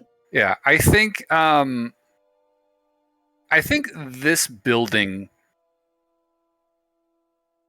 I mean, you are passing multiple sort of drawing rooms and trophy halls and libraries as you make your way through this second story portion of the manor, and each of them shares a very similar style. You know, lots of oak paneling and these tall windows letting in just long beams of golden light that just kind of fill each room with this constant glow. There's a lot here, and some of these rooms definitely appear dustier than others, significantly older from the look of it. The contents of each of them varies, particularly the trophy rooms. Some of them, you look in and there are golden chalices and dinnerware and various paintings of these fantastical landscapes and soaring parapets on castles, like just tons of treasures in this one room. Then in the next room there are suits of armor, all of a similar style, accompanied by mounted weapons on the walls and these display cases. Centuries of history on display in these rooms. Burberry's gonna get distracted. Yeah, I imagine he would. And I feel like you haven't tried to find me in a while. It's like, sorry, I was just looking. yeah, I feel like honestly, Kyron is probably out of sight, out of mind for either an hour or two before he finally comes wandering out. And you just see him standing in the doorway at the library where you're kind of browsing. He's like, "Oh, you gave up?" Oh, right. No, sorry. It's just look at Like and He just looks around like, "Who cares? It's old." well, I'm also old. Not that old, obviously, but You're barely older than me. Ah, yes, but as you know, barely older than does equate to older than. After all, how many minutes are you older than your brother? Ugh, you sound like Endymion.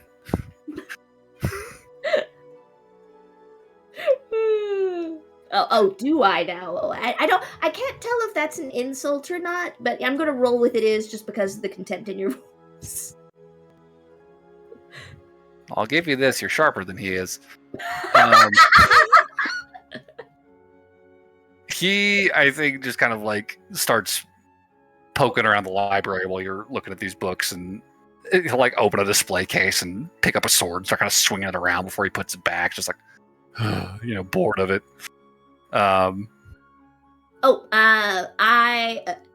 What do you think the most expensive thing in this room is? He starts looking around. As Burberry continues to look at whatever he's doing. Sure. I feel like that definitely keeps Kyron occupied for a moment as he's very determinedly trying to suss that out.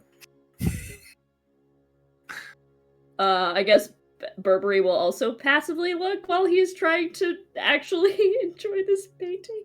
Sure, yeah. This landscape. No, it's a half and half thing too. Sure.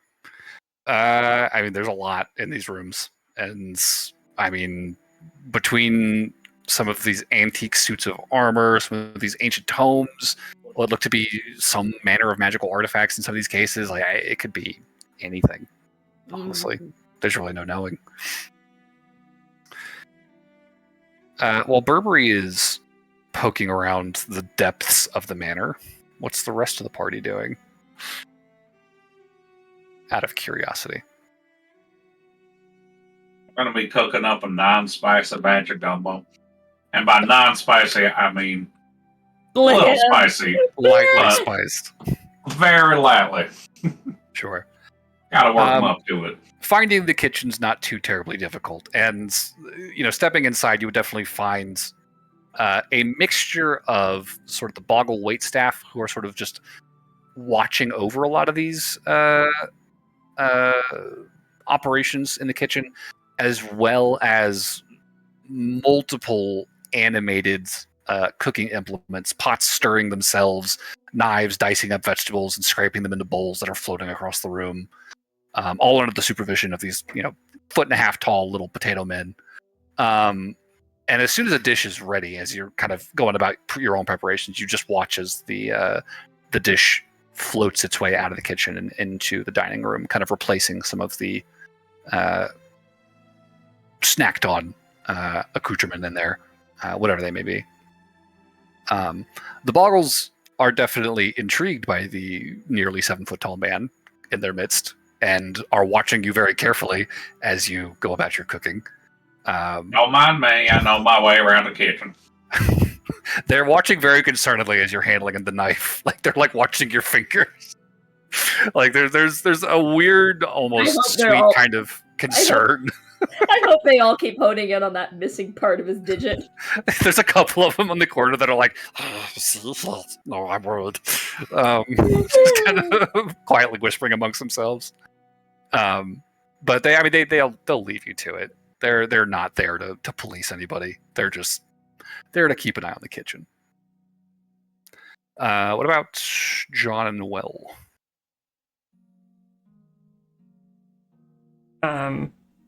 I think Noel would honestly probably go check out Aldrin and Endymion's sparring.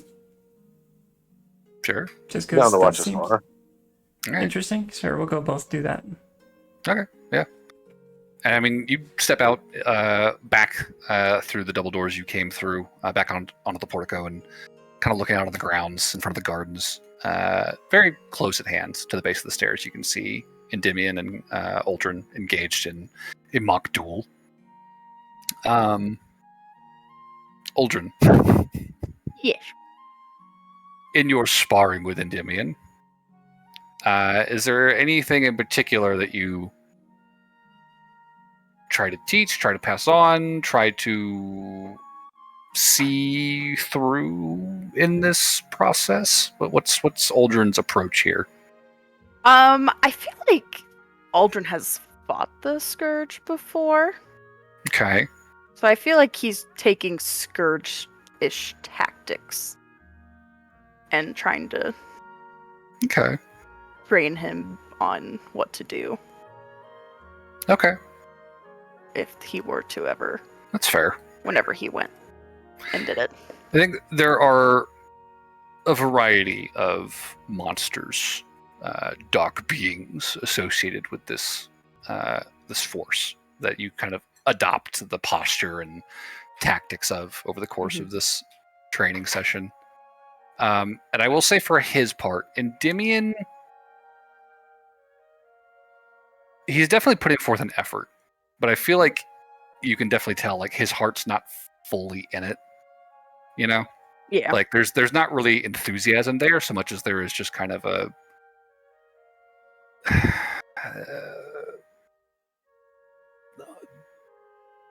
depressed focus, I suppose. That's the way to put it.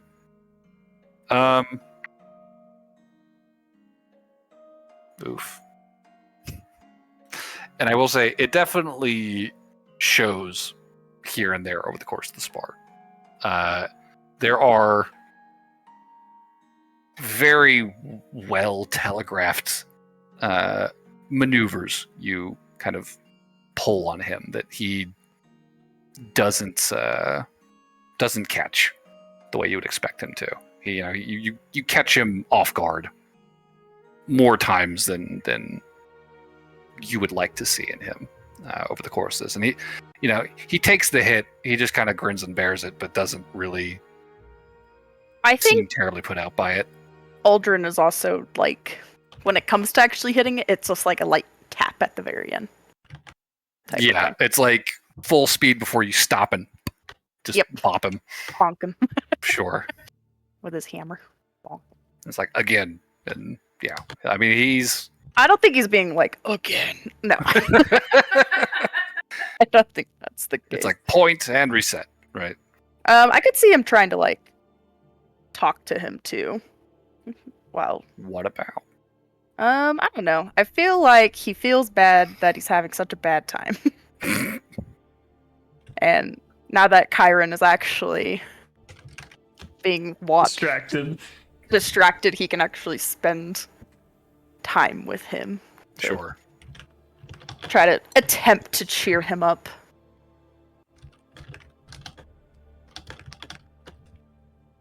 Anything in specific, or just generally? I don't know anything about him. I don't think he really sent me much about him besides the one things I don't know. That's fair. But I'm sure he actually knows him pretty well. I'm sure there are other things that can cheer the kid. Sure. I will say, for your effort, there are, there's a couple minutes of like, you're right, Aldrin, I'll try to buck up, and then it just kind of, the gloom kind of sets back in not too long after that. It's just, he's definitely put out about the whole situation right now. And he has been for a while. That hasn't really changed. Yeah, I feel like Aldrin would probably just be like, was his dad actually going to let him go fight the Scourge? That's what Noel's curious about. This kid's like 8. Yeah, he's like 8. I don't think he actually... No, his dad was absolutely not in favor of it. Yeah. Like, Endymion definitely had it in his head that that's what he was going to do since it was coming up. Yeah, I feel like he would just be like, this isn't the only time the Scourge will be around. And honestly, by the time the next one comes around, you're going to be... It's going to be centuries, though. It's forever. Not for you. That will fly faster than you think. And when that time comes, I'm sure you will be a force to be reckoned with. You're right. He just lazily parries the next blow.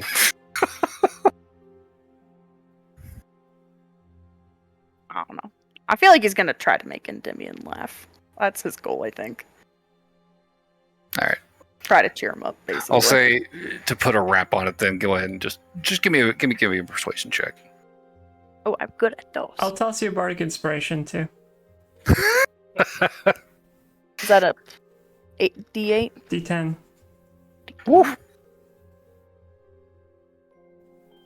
Noel just chimes in every now and then. Yeah. 27. 27. There's definitely some moments that you get a genuine laugh out of him, for sure. Okay. I will say overall, by the end of the day, his mood seems to be in a better place. You're pretty sure it won't last for terribly long, but just the space from his brother, as well as the decent company, over the course of a few hours seems to do some actual good. I think as you kind of draw to a close of the sparring, the gatekeeper will sort of meander back around the side of the house, up towards the stairs. As graceful as ever. Just kind of look at everyone. It's like, well, is everyone faring well?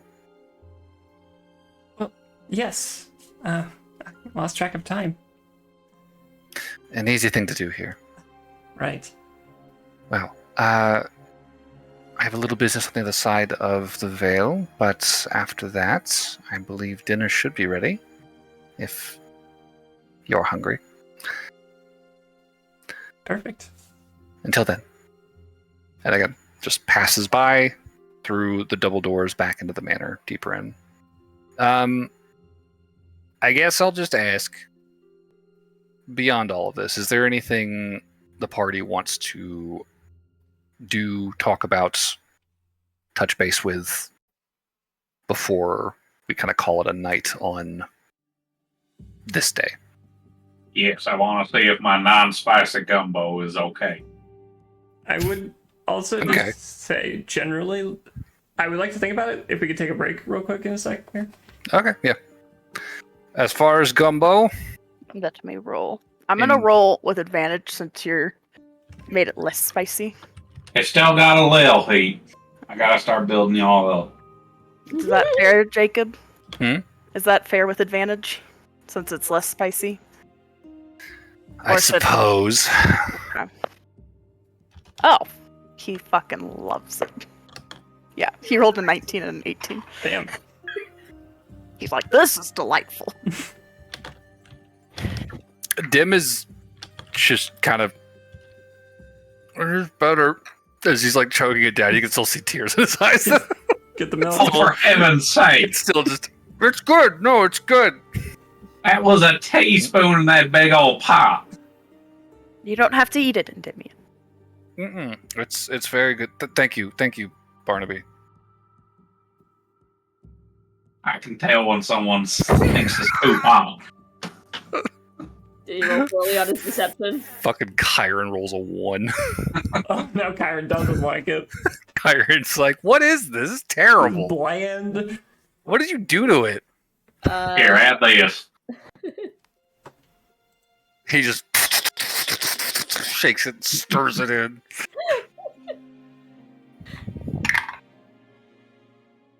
And he rolls a 17. Yeah, that's a lot better. The dice have a very specific narrative there. Yeah, he goes over and looks at fucking Endymion and Aldridge, just like, you guys are babies, and just keeps eating the spicy one. Yeah, if we want to take our break then, try and be back by 9:35, say? 10:35 your time? I had a Sounds small good. question while I was Nope. at the library. Small thing in the library. What you got? Does this giant library with all of its history books have anything on the Red Star? I will say give me an investigation check.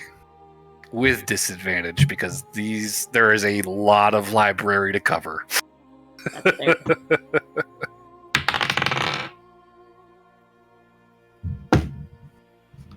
That looks like a no to me. No, it could still be fine. I'm just mad because my first roll was a nat 20.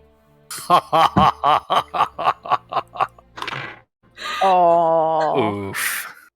Okay, alright, you know what? Okay. Fuck it. I have inspiration. There you go. You motherfucker. Oh, good move, Kat. Fine. I want to use the break to think about this, because I gotta think about it now. Well, you said that this had like a ton of history, and I was like, wait, hold on. The red star. Sure. Okay. Nat 20 on the investigation. What's the total on the investigation? 22. 22. Okay. I will think on it, and then we can reconvene at say 9:35. 10:35 your time. And Sound you know good? what? I'm glad I used it because my disadvantage roll would have been a 7. So Very Alright, clever. switching to break.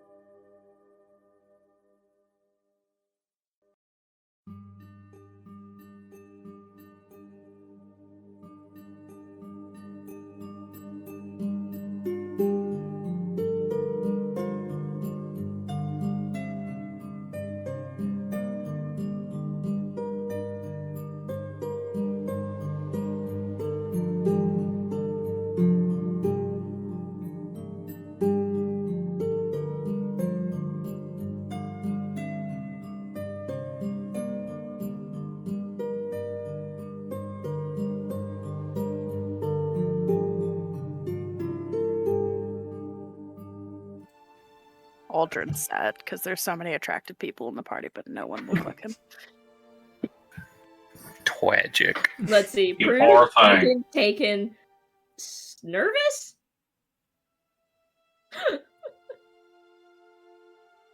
And then, there's Stream is that back, by the hot, way. there's that hot, sexy thing. Oh wait, that's a mirror. That's a very Aldrin move. Well, hello. And who are you? Oh. Done it again. See, I feel like that's just his like positive self-talk to himself. Yeah. Anytime he passes a mirror. He's very I confident. beguiled myself. Hello, you dashing rogue. Fancy running into you here. What's that? Something in my teeth? Oh, thank you. So you're just like brushing. Could all dream of being as confident as Aldrin. Oh, you come here every night. Well, me too. Perhaps I can help with that. I am feeling kind of dour. Might lift me up. Never shine a black light in Aldrin's room. That's all I'm saying. Good thing that won't be invented for a few hundred years. It's gonna be a bit. Probably a spell for that somewhere. That'd be a sweet spell. I mean, It would be light, but ultraviolet light. Instead of dawn, you cast you cast black light. Well, I It's a actually fucking I feel 60-foot like, radius of ultraviolet.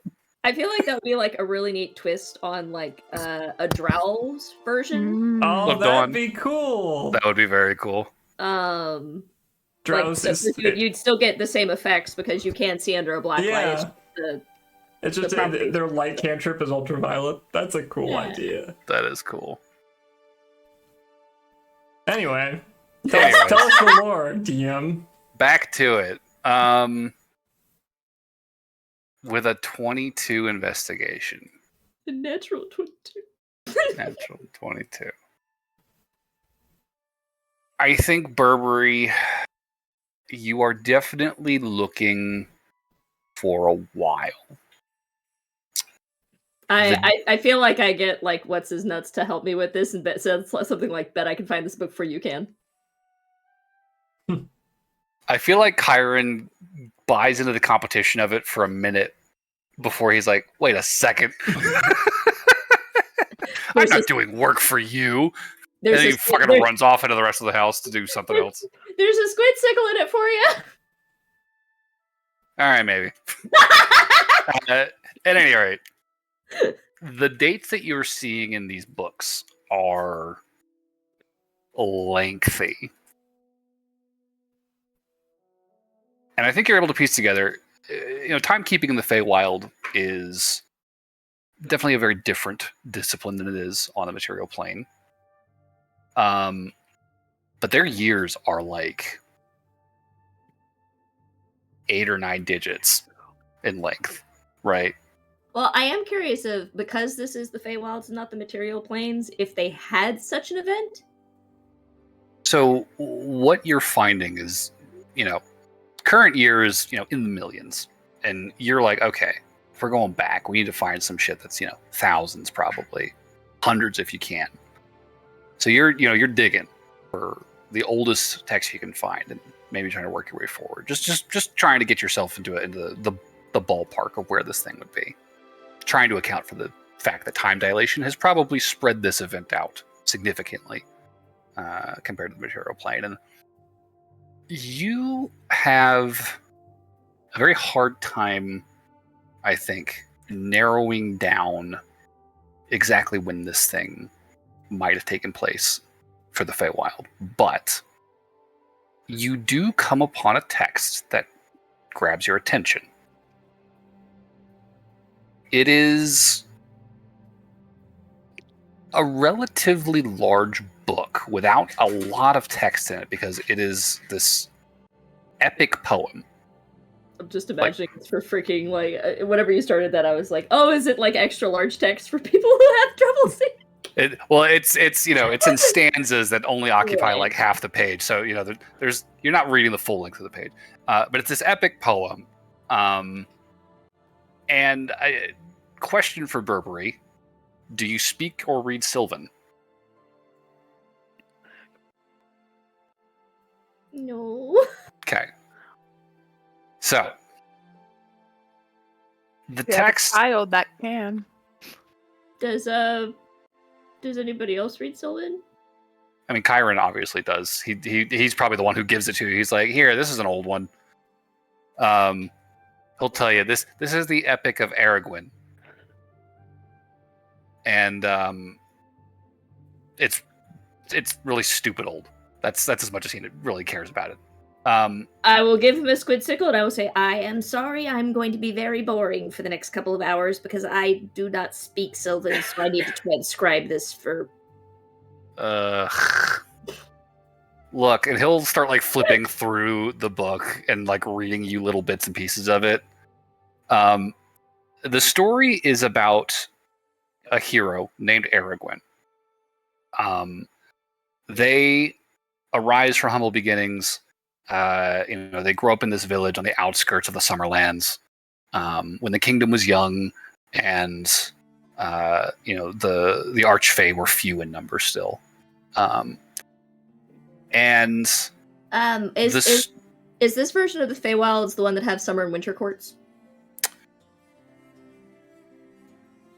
There's something to that effect. You do catch mentions of the Gloaming Courts and the Summerlands. They figure in this. Oh, sorry. Story. I was asking that out of character because like I like modern fairy tales, so like it's for me to sort out the. There is a somewhat unique structure to the Feywild here Okay. versus traditional Feywild, Gotcha. but principally the Fey are divided between the Summerlands and the Gloaming Courts, and you kind of pick this up as he's telling you about it, and he's very bored as he tells you. He's like, yeah, so there's two sides of the world. The Gloaming Courts live on the other side. Summerlands are around here. Like blah blah blah. Oh, He's going you through were it. in the Summerlands initially? Yeah. My dad serves in the Palace of Light. Well, he did before he became Margrave, but whatever. Anyways, and he like just plows on about this epic. The story goes that this person grew up in a very humble place. They were very young when this disaster hit. The beginnings of the Scourge, the first Scourge, as it comes out. And what he describes to you is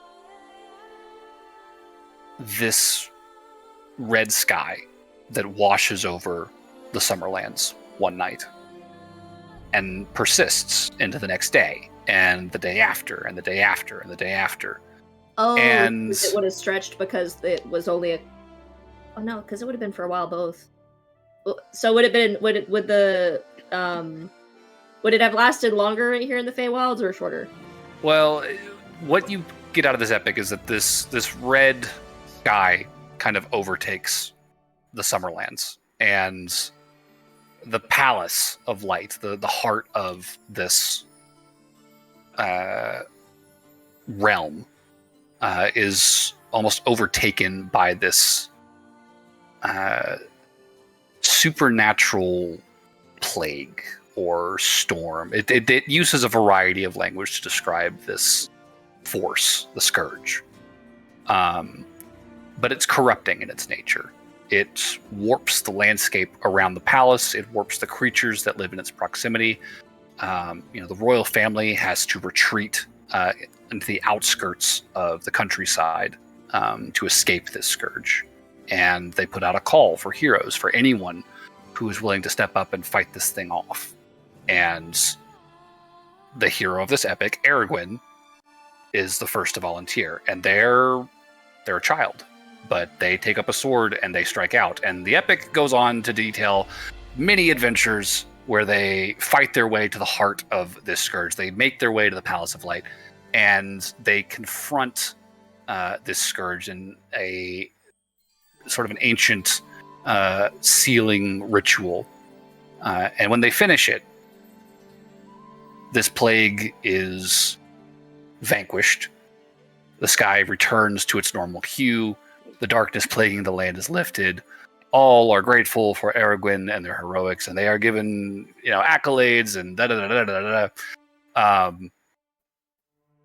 And the epic ends, the last stanza of it, with this very foreboding, cryptic passage about the return of the Scourge. Could you write? And its perpetual return. Could I what? Could you write out the passage for me? If you have it. I do not have one. I'm making this up as we go. It's fine. Like, sorry, whenever you said that Yeah. it goes into detail, I was like, I would like to know the exact details Sure. for this one.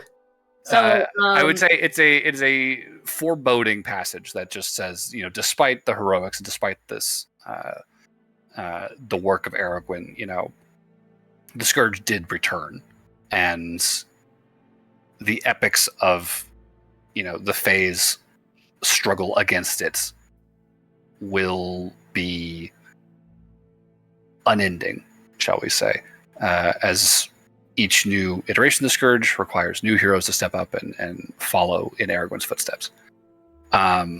Noelle, But it's the passage about the red light that definitely grabs you and jumps out at you. You're gonna get a random message from Burberry. It says, Don't tell the kid this. but I think we might be going to fight the Scourge. I don't have context for what you're reading right now, but I'm sorry. So I'm in the library, and apparently the red light that we're dealing with leads to The Scourge! And he's not allowed to participate. oh. That makes a weird amount of sense, actually. For being something from the Feywild. Huh.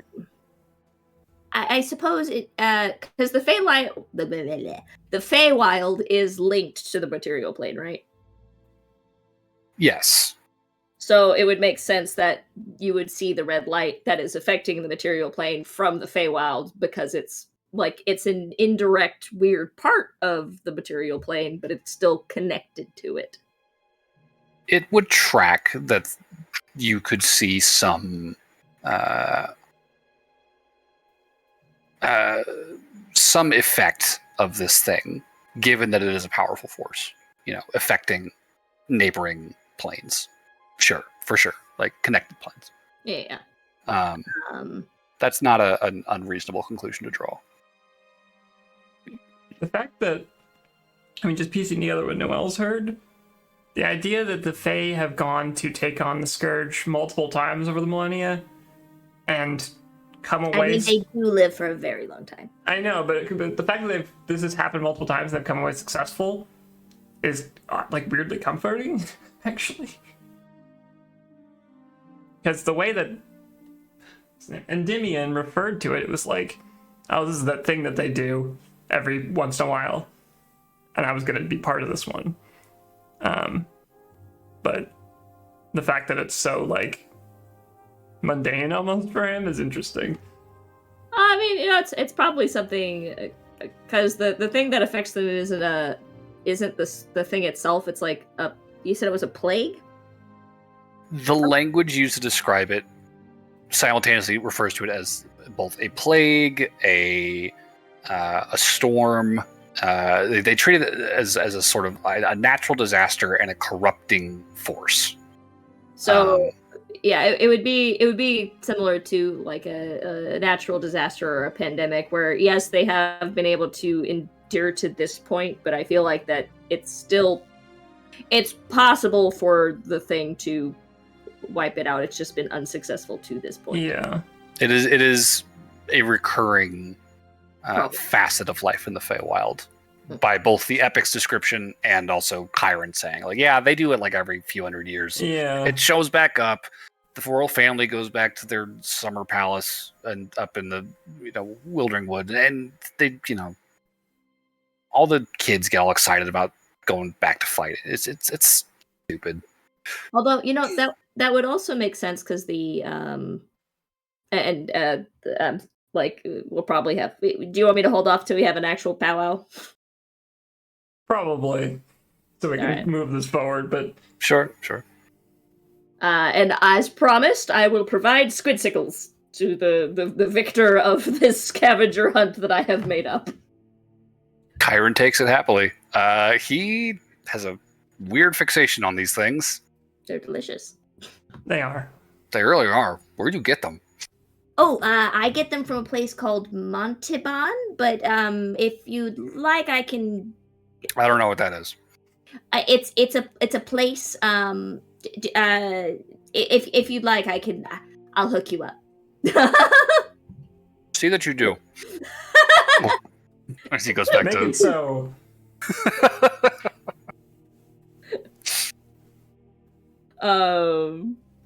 There's just gonna be like okay, all right, Funbucks, I would like you to, like there's the twinned books. I need twinned boxes so that if I stick things in one box, it can pop up in the the Easter Lions is like, lady, we've been trying to figure out how Himlar's been doing that shit for fucking decades.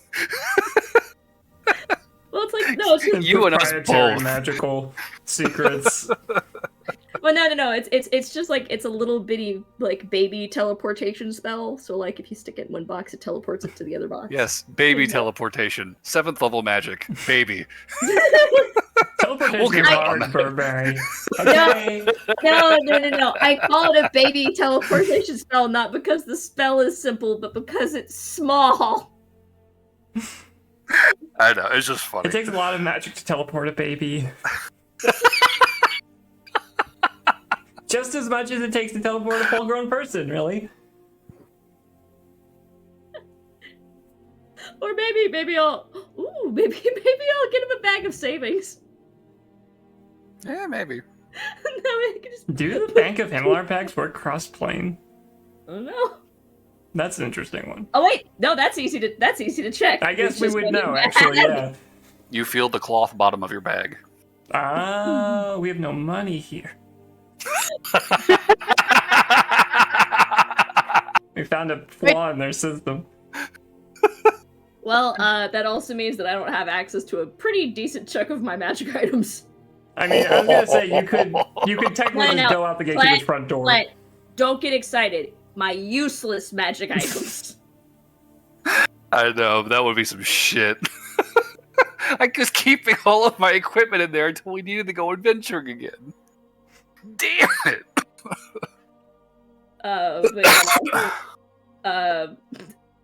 I think I realized that and go, oh shite, and I probably will stick my head out the front door just to get everything that I think is going to be necessary for this trip out of the bag of savings before Sure. I think you'll see the gatekeeper out there kind of doing the rounds around the perimeter of her grove here, her glade, I should say. And she'll just kind of glance back to see the door open, just give you a little wave and continue on her way. It looks like she's just kind of gesturing around the perimeter, doing some kind of magic, probably. Hard to tell. I come back inside and like 2 hours have passed. I'm like, oh. Oh, fuck. Where were you? You were gone forever. I was gone for like 5 minutes. It's a little wonky. So, anything else from the party before calling it a night? I do think Noel's gonna track down Aldrin. I just heard Charlie scramble to get her Hold computer my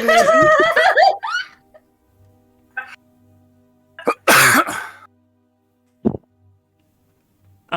lady. Where would I find him? Is he making out with his mirror? No, it's a pillow with his own picture on it. I think it depends where the kids are. If the kids are like, I would try to find him when he's on his own. Chiron's been with Burberry like all day. Aldrin is honestly probably the most peaceful he has been, and he's like, just like leaned back, enjoying a glass of wine, just like, oh, finally. Just on his bed. Yes. Or in the bathtub. One of those two. Out of real quick because I'm thinking about it. Out of query. So the kids have never been to the mortal realm at all? No. Are they not allowed to walk out the front door? I think Or rather, I'm surprised they haven't tried to this point. I think. Okay, you know what? Burberry, give me an insight check. Ooh. If they do, they burst into flames. I'm actually not terrible at insight checks. I'm actually pretty good at insight checks. That's a 21.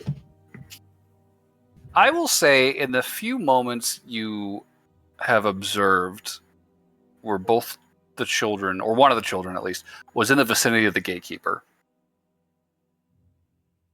I think you would pick up that despite the amount of shit Kyron gives Aldrin and everyone else in the room, there is definitely a wary respect of the gatekeeper. Is it like a Lauren and Gideon?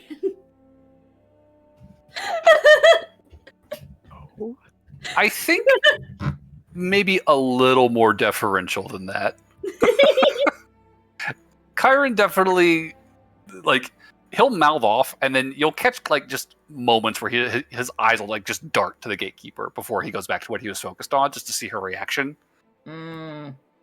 And half the time she's not paying attention. I mean, but he's still watching for it. Right.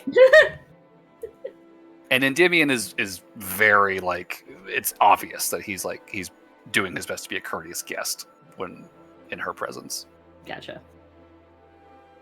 Cool. Yeah, the gatekeeper scares me and how powerful she is. It's possible something transpired between them when they got here. That's funny. It's possible.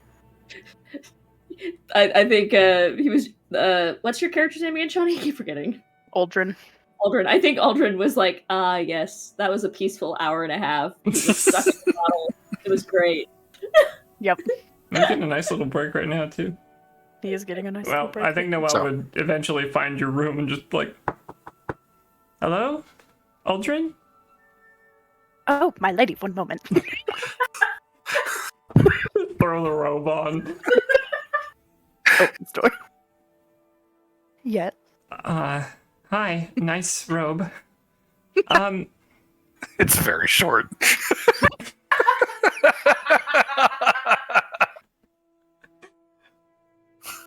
I was enjoying the peaceful moments of no children around. Oh, sorry to disturb you. No, I just wanted to stop by to say, thanks, I guess? For what? Well, I don't know what context you have for my relationship to the gatekeeper, but I kind of owed her a really big favor, and your request of her becoming that favor actually, I don't know, it seems like a good fit for us, and kind of feels like this might work out really nicely. I'm glad I could make your life easier, my lady. You really did. And you have made, well, your other one with the mask has made my life absolutely impeccable for a whole Burberry's just day. really good with kids. I don't know. They've got a knack for it. I can see that, and I'm very grateful for it. Yeah, but, that on top of just... This seems like a really interesting thing to experience, too. We've never really explored the Feywild before. Well. Except for that one time. Sort of. Sort of, kind of. With Barnaby's quest. Not... Yeah. Interested in seeing more of it. Only have to ask. Maybe someday. Sorry, I'm looking for the violins. You can bring your love as well if you would like. Oh. I have a hunch that she would find it interesting, although I don't know. I know that once we're done doing the crazy world-saving stuff that we're going to be doing when we get back to the material plane, I think we're going to be taking some nice vacations, so... Well, there's many a beautiful place in the Feywilds, if that interests you. I might just take you up on that. Also, I just wanted to say thank you for the painting. Genuinely. It's really good. And it's a lot more tasteful than the one you did in the dream. Yeah, I figured I might have come off a little too much. I do that sometimes and have to. Well, that's very sweet. Mm-hmm. Good. I am glad you liked it. Back when I first met my significant other, I would write her poems. Poem. Just, I don't know, it reminded me of that time. It was nice. Very, very sweet. Well, regardless, I'm looking forward to taking this challenge on with you. I think we will have lots of fun. I think so too. Alright, well, good night, Aldrin. Right. Sleep well. Have a good night as well. Okay. I'll take off. I think as you turn to make your way down the hall back towards your room, you would find the gatekeeper standing not too far off. Jesus. I apologize. Didn't know someone was listening. I just arrived. Ah, Your meeting with the Margrave. right. Yes. I assume he would be asleep by now. If you would like to attempt to speak with him. Sure. I feel compelled to ask. This is a pretty prominent figure I'll be speaking to, correct? The first Margrave is a newly minted lord of the wilds, but he is now an archfey. On par with myself. See. Just wanted to make sure I knew what I was getting myself into here. I have had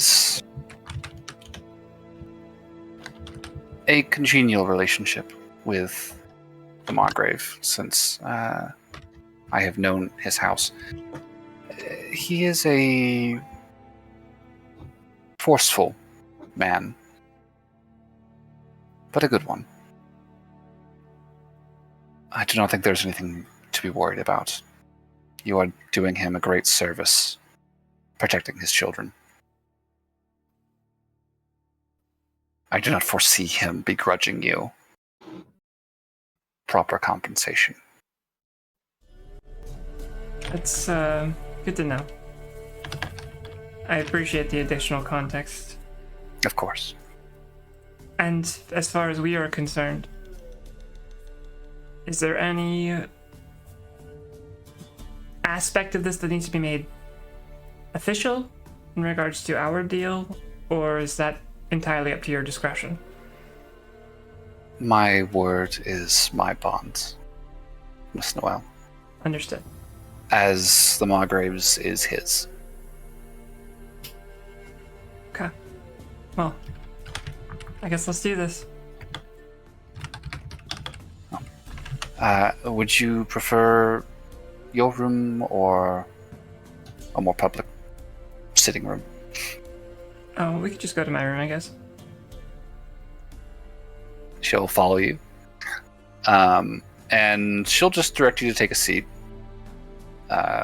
wherever you like. Sure. And then Sit on the as bed. you do, she will begin to murmur an incantation to herself, kind of clasp her hands. And not having sat down herself, she remains standing in the middle of the room as her eyes seem to roll back into her head, and she just stands there for a minute, 2 minutes, 3. Can I see her like muttering words with her lips or no? Her mouth is very barely moving. Like, they're not quite articulating words themselves, but you can tell there's definitely something dreamlike happening as she does this. But no more than 3 minutes have passed before she kind of snaps back to herself and, well, the Margrave is ready for you. Okay. Now, all you have to do is relax and lean into the spell. The environment of which is yours to shape as you will. Yeah. Use that power responsibly, she will say as she reaches forward with one hand and just makes contact with the center of your forehead with one finger, and you feel yourself jolting backwards out of yourself and falling through the dark, and very quickly finding your feet again. You are surrounded by swirling silver mist. And as soon as you kind of begin to collect yourself, you can kind of see the shape of the room you just left beginning to emerge out of the mist. Almost responding to your sort of unconscious sense of where you had just been. Mm-hmm. And in front of you in the mist, you can sense a presence.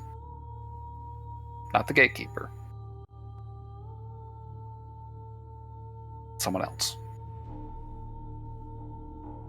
Yeah. So as you gather yourself, what do you shape this dream into?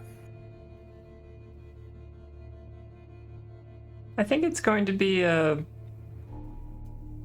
very pleasant, sunny day outside of a cafe in Freeport. Okay.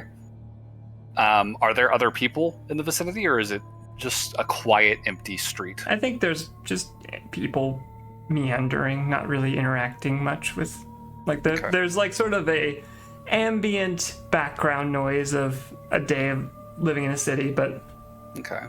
nothing really And specific. there's sort of these now shadows that kind of drift in and out of your peripheral vision, this sort of impression of people going about their day, sitting at the cafe next to you, going in and out of the door. And across the table from you, as the mists begin to part and give shape to this cafe on the corner, you see sitting in front of you a tall, broad-shouldered man,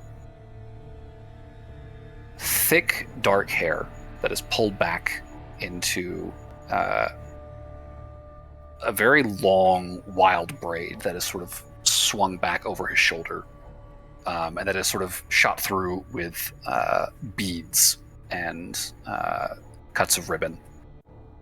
Pointed ears, like an elf's, but much sharper, somewhat longer. Sharper features as well. High, prominent cheekbones, strong arches on his brow, deep set, deep golden eyes, and this very sharp jaw with a very striking sort of grizzle that kind of wraps around his chin. And he is currently wearing very similar dark clothes to those which Endymion and Chiron were wearing. These sort of multi-layered dark robes with lines of golden tracery kind of running along the hems and the cuffs. But he also has this mantle on his shoulders. This sort of golden wreath almost of these delicate, very finely crafted leaves that just kind of cling to his shoulders, almost like a scarf. And he emerges from the mist, hands clasped in his lap, legs crossed, and looking very pointedly at you. And as you come into focus, he nods to you. Says, "I am the first Margrave Caesimian Hirathel. I take it that you are Noel of the Lost Emeralds." That is correct. It's an honor to meet you. "And I you. I thank you for agreeing to this task. Of course. Your discretion in this errand is very much appreciated." That's part of why the gatekeeper chose us, I believe. I suppose I will start things off by just saying that our group, while dedicated to taking on this mission and succeeding as completely as possible, we are needing to discuss the subject of compensation for the sake of my allies. I currently am indebted to the gatekeeper. I owe her a favor, which she is redeeming for this. But my friends, whom are all quite strong and capable as well, they are going to need additional reason to agree to this mission. And See. I would like to work that out with you, if possible. Well, Miss Noel, as you may have heard already, I am currently in the process of reclaiming the keep of Militambos on the edge of the Wildering Wilds. I am to establish the first dusk march of the Summerlands. My effort is one of many. Several Margraves have launched campaigns much like mine and are in the process of reclaiming their own keeps to establish this new frontier of our lands. We've been given these titles recently, but that's not to say that our families are not old, storied, and more than capable of compensating you properly for the work you are doing for us. Whatever it is that your friends desire, I shall see to it, to the best of my ability, that that desire is met. Faye, $5.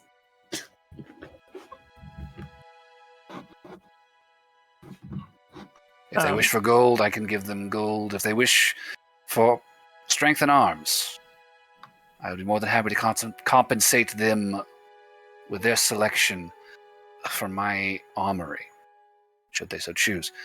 If they have a mind to request something else, I will do my best to see that request met. Is this acceptable? I think that would be more than gracious. In the event that your friends do ask for gold,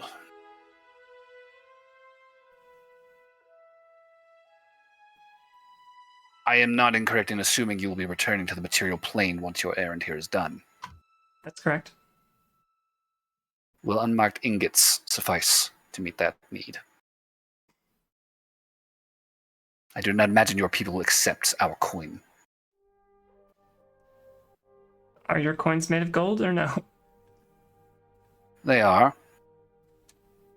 Though in my limited dealings with the people of your side of the Vale, some have been particular about accepting foreign coinage. Would that be a problem for you? I think we can make do with ingots. I will see to it that they are ready, should the need arise. I would... Sorry not to take up too much of your time, but I have gotten the sense just recently from a friend of mine that our dealings on the material plane may overlap slightly with some of the dealings here in the Feywilds. I've Is heard that so? of the Scourge. Yes. I imagine Endymion has mentioned it once or twice. He has been quite disappointed, I'm sorry to say. No. He will make peace with it in due time. He seems like a very smart boy.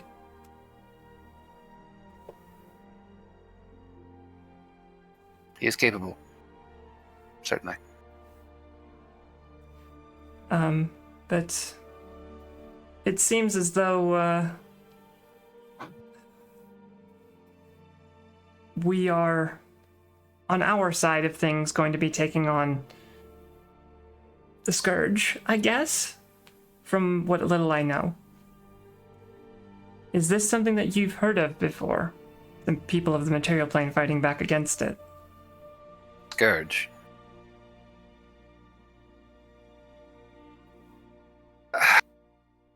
Forgive me if I'm misunderstanding, but... If you mean to participate in the sealing, I... Forgive me. I suppose I should not mock your interests. My apologies. The Scourge has never been a problem for your kind, as far as I understand it. Although your kind have, on occasion, found their way across the Vale during such a time, and availed themselves of the summer courts.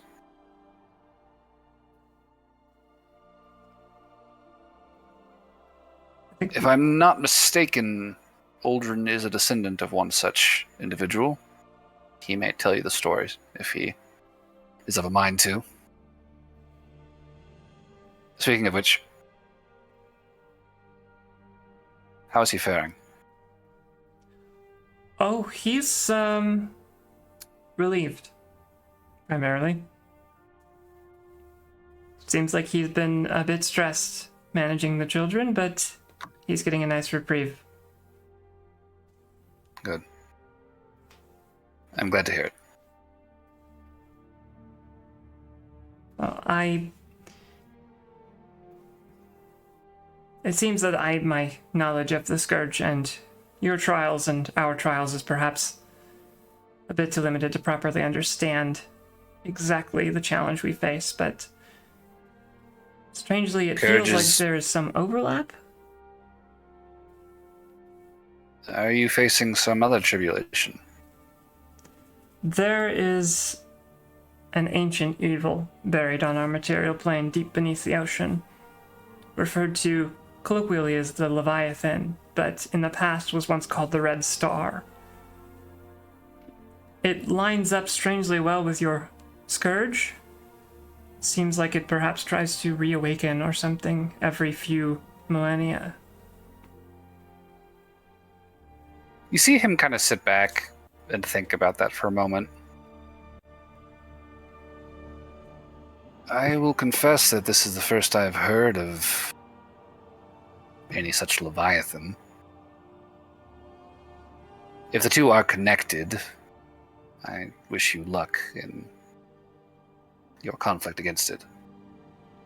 For our part, the Scourge has recurred countless times over the centuries. It is a known quantity for our people at this point. Dire, but well in hand. I see. I hope that this Leviathan will prove itself to be of a similarly manageable nature when the time comes to face it. I also hope that. I wish that I could work with your confidence in managing it, but our senses of time are very different. Your people are yet very young. I am sure that if you are up to the task, you may yet live as long as we have. Although your people are not the first that I have said such to. Well, I hope that we are up to the task. As do I. I know there's a lot of great evil building up in our land. And somehow we ended up at the front of the pack when it comes to dealing with it. In any case, I'm I don't want to waste any more of your time, but you've been more than generous. I have you to thank for the safe delivery of my children, I hope. The honor is all mine. He will stand from the table, and he will begin to bow. And as you do, you can feel the dream space around you almost bending around him as he moves. As if his presence here was warping the fabric of this spell. And there is a hint of a shadow of something around his head as it draws closer to you. Almost like this impression of horns or antlers curling back away from him. And as he straightens back up again, you're definitely struck by just how imposing of a figure this man cuts standing before you, even under the bright sun of Freeport. There is something very dark, very, very intense about this man, whatever his words have been.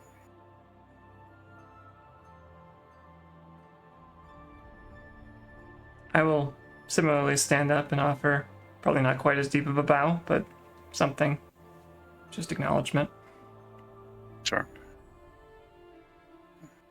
I look forward to our next meeting, Noel. I do too. Thank you. I'll take care of the check.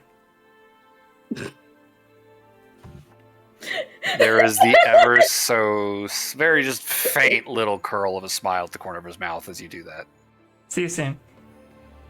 And dropping the spell, Yeah. he is enveloped in that silvery mist as Freeport dissolves around you.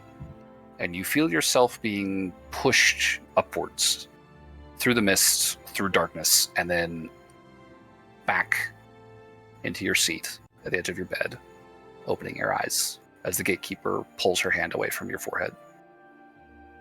All is well, I hope. Yeah. He Okay. said we could have...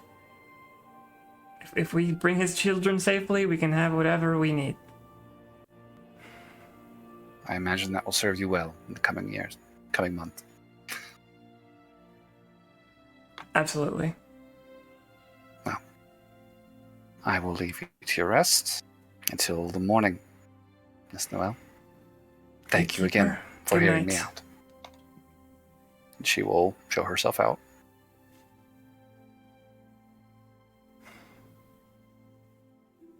So, anything else before morning for the party? I have a query about types of magic items. Okay. Does there exist a watch or pair of watches that tells you how fast time is moving in the material plane versus the Feywild? If the Fae were inclined to give any shits about the material plane, maybe. So if I were to ask for such an item from the Feywild, would it be granted to me? It's possible. It's a cool concept. I will bear that in mind. But I like the idea. It's like a double-sided pocket watch, and so the second hands move at different speeds. Yeah, that's cool.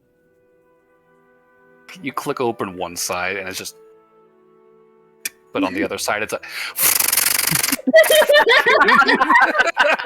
it's like, well, this is fucking useless. Or heck, even having a like, because you know how there's the really fancy watches that have like the date on it. Yeah. Yeah. So like having the watch side of the Feywild had just the date rather than the. That would be a very impressive bit of craft, I think. Yep.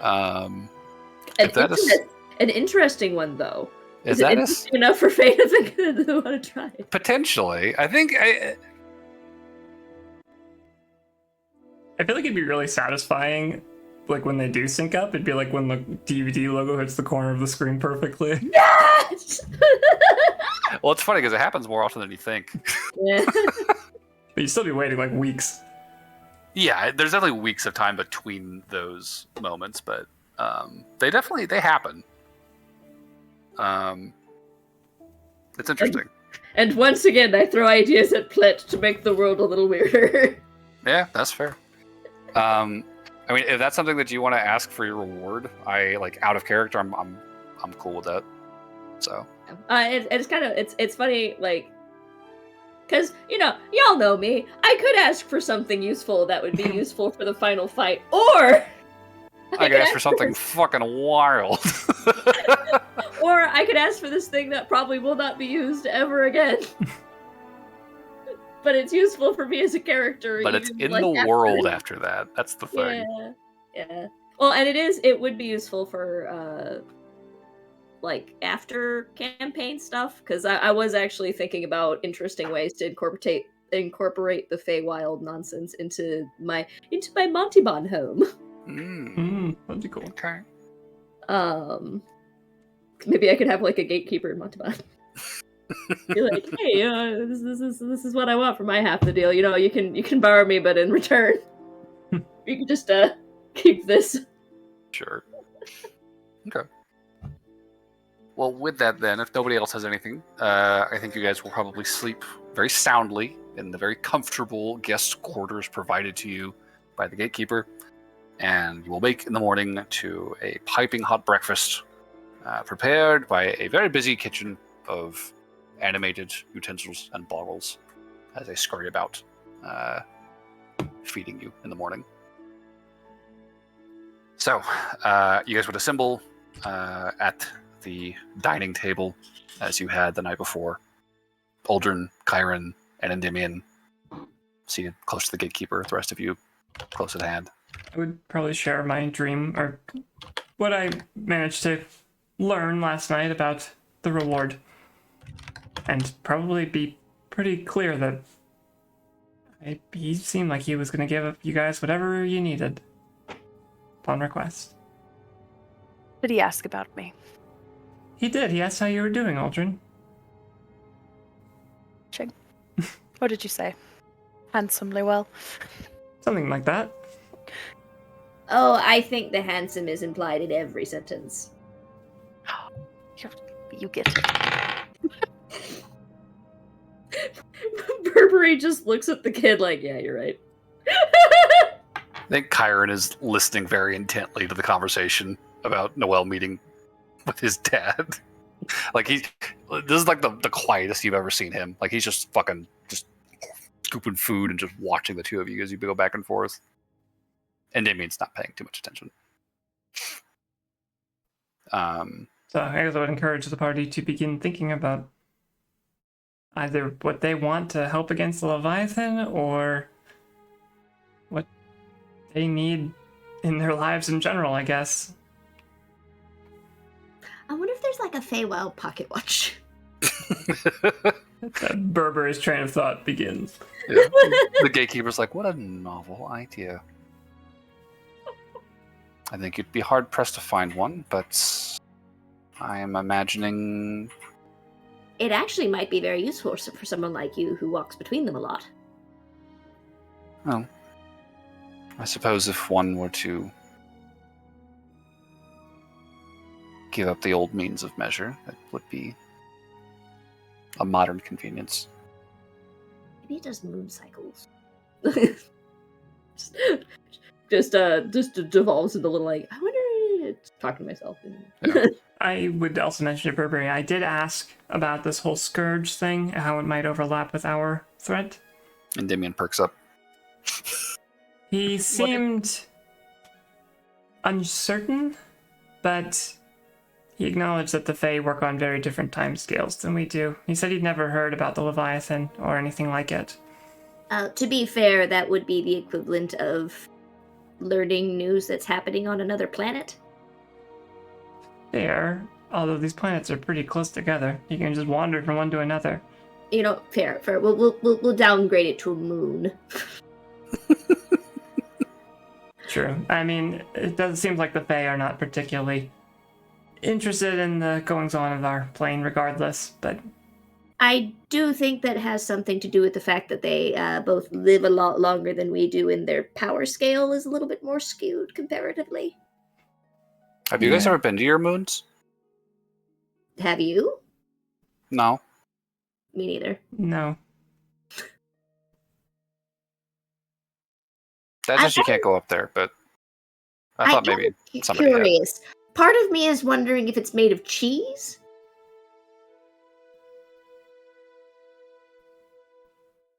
I don't think it's cheese. There'd be no way to know without going, I guess. But there's no way to know. What Maybe. would be the Hope it's not gravitational force cheese. for cheese? Maybe you could... Kyron's just gonna loudly whisper to Uldren, the dragon's really obsessed with food. Half the time I have to agree. Everyone has their pleasures. Yours is tormenting people. And winning. And winning, yes. As the dragon says. But his name is Burberry. You do not need to call him the dragon.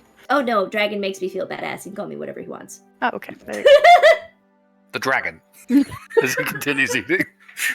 Because I mean, we did actually fight a dragon recently. Well, Did you really? Undead one. Both of the kids perk up at that. They're just like, what? Really?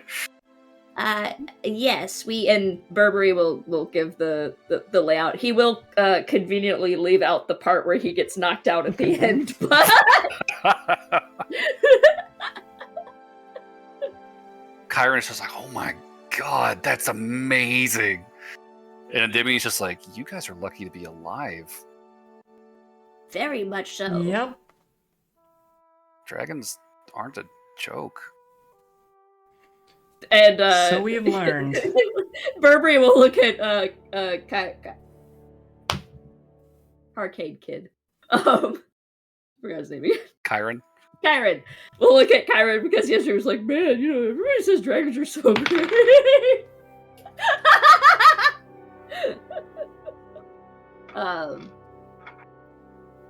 Oh, he gave me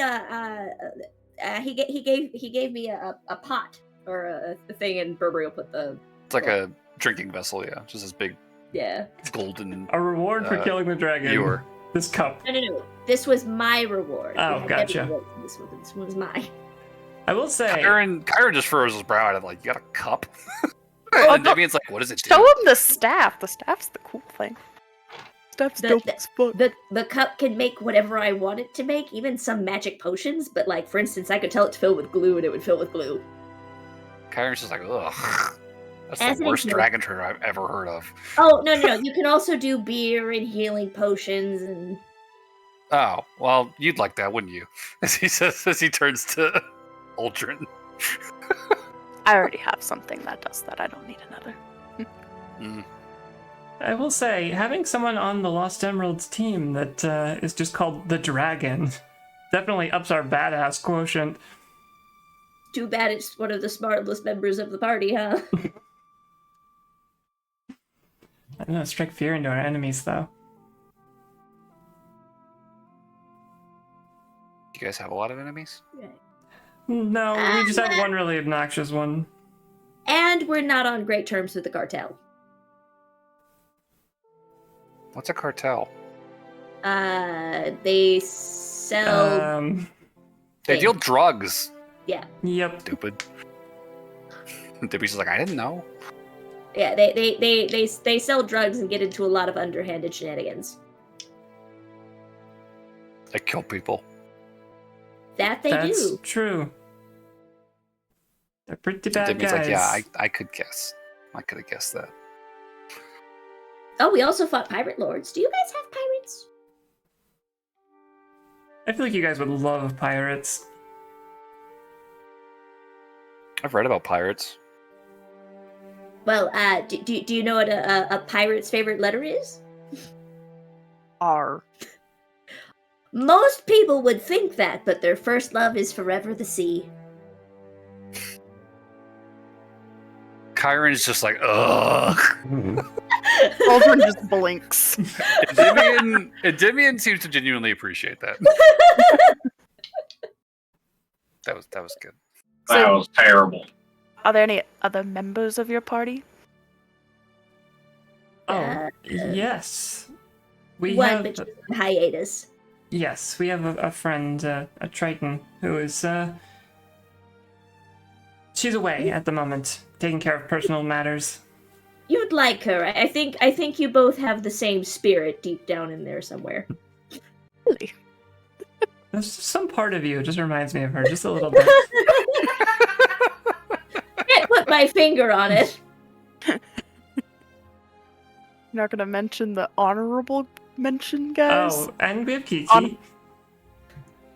Oh, members, honorable member. Yes. Well, the Monty Bond peeps, too. There's two. Oh yeah. There's yeah, whatever their names were. I don't remember their fucking names.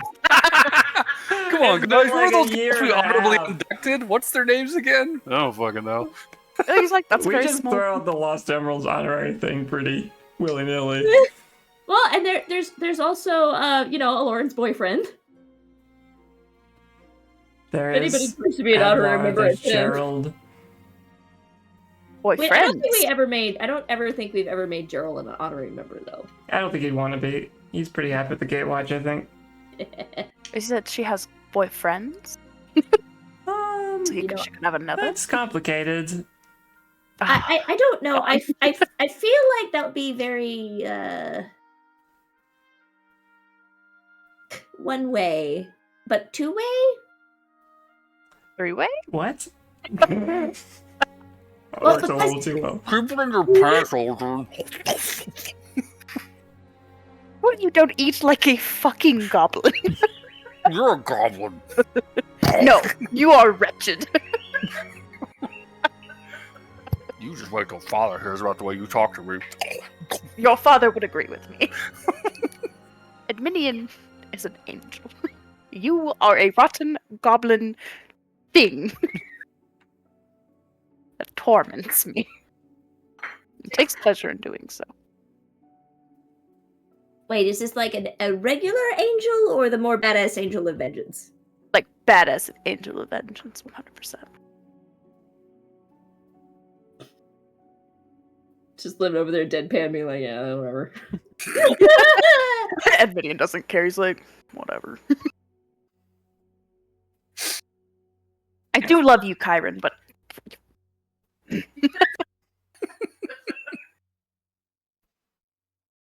So,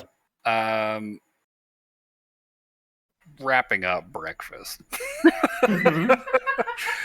I think the gatekeeper would have had your things brought downstairs for you, assembled in the hall. Nice and nice.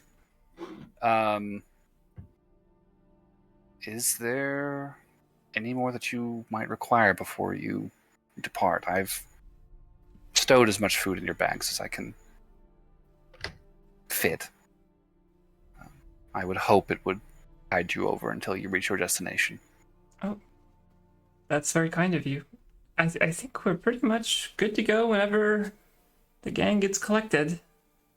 Burberry's going through his spell list and going, what should I prep for today? I don't even know. I feel like A lot of traveling. Aldrin would probably be like, which one of you are healers or stay in the back I tend away to from people? stay in the back. Back is solid. We He do like he the tends to do healing. Burberry. I go wherever looks good. Okay, cool. I back. feel like you need to be sober. I can make that happen. oh no, fine. Get away from me. And still, it's something about you that reminds me of her. I think he would pull Kyron and Admidian to the side and be like, basically be like, if we get into combat, you go by Burberry and Noel. The dragon and Noel. You go there. Endymion nods. Kyron is just like, fine. Thank you, Kyron. I appreciate you actually listening to me, and I will That's to be determined. I haven't done anything yet. If you actually listen to me, I will give you something nice when we get back. I wouldn't have to stay in the back if you'd give us swords. No. Your father would kill me. Whatever. He goes and stomps off and stands next to Noelle and Burberry. Crosses his arms sullenly. Do you want to try your hand at a crossbow? You have one? Wise, Burberry. I mean, it's not a sword and it keeps him in the back line. That's true. Can I have a crossbow? I would prefer if neither of you. Probably up to Aldrin. He just looks at you and Endymion looks up at you very hopefully. Fine. We can both have crossbows. Yes! And Kyron slaps the shit out of Endymion's hand. Fucking grabs it and just fucking slams it. And then I think he'll also give them some like daggers. Be like, this is only if necessary. Otherwise, no. Do not use. Kyron takes his and is being like, ah! A guard! And he just starts clanging against Endymion's. He'll snatch it. They just start sword fighting with each other in the hallway. Okay, never mind. Give those back. Give those back. Okay, so you collect the daggers. Seriously? Sorry. We'll hand them out when necessary. I will give them back to you if you do not do that. You swear it. Swear it on your lives. They look at their feet. They're like, we swear. Okay, there you go. Okay, they take it. Tuck it into their belt. Only if necessary. Those are two Kyron, remain sheaths. Scabbard against Endymion before he tucks his in his belt too. I saw that. I didn't do anything. I will take that away from you. And then Endymion can have a dagger and you will not. Would you like that? He just makes the dirtiest scowl at you. He just storms back over to Burberry. So crossbow, right? I have questions for you first. So Burberry wants. No. It's more of Burberry wants to, because since Kyron is more magic-y, Burberry wants to know what kind of spells he has, because since I only have one crossbow and I know one of them's good with magic and one of them's not. I can do magic. As good as the focus is different. Also, wow, you say that that's the most emblazoned I've seen you. But no, since you seem to be more interested in the more martial stuff, I thought you might be more better for a crossbow if you like flinging magic at things. Oh, well, I mean, I don't. Kyron kind of fumbles and mumbles a little bit. I don't know how to shoot anything magic, but I can turn invisible and I can teleport. I can trick people. Do not do that. The only thing you will do is turn invisible and turn your brother invisible. Somebody teach him 1,000 years of pain. If he wants to be invisible, he should figure out how to do it himself. No. I'm almost there. Shut up. You shut up. He is your brother. You should help him. Fine. If you, why don't we see how you do with the crossbow on the trip? Okay. Well, with that all sorted. I feel like we could just do this indefinitely. Yeah, I feel like Aldrin would just go grab a crossbow from the gatekeeper and just be like, "Here." So out of character, as long as kids know exactly how dangerous things could be before you hand it to them, my mom gave me a blowgun when I was 8. I love that. That was fun.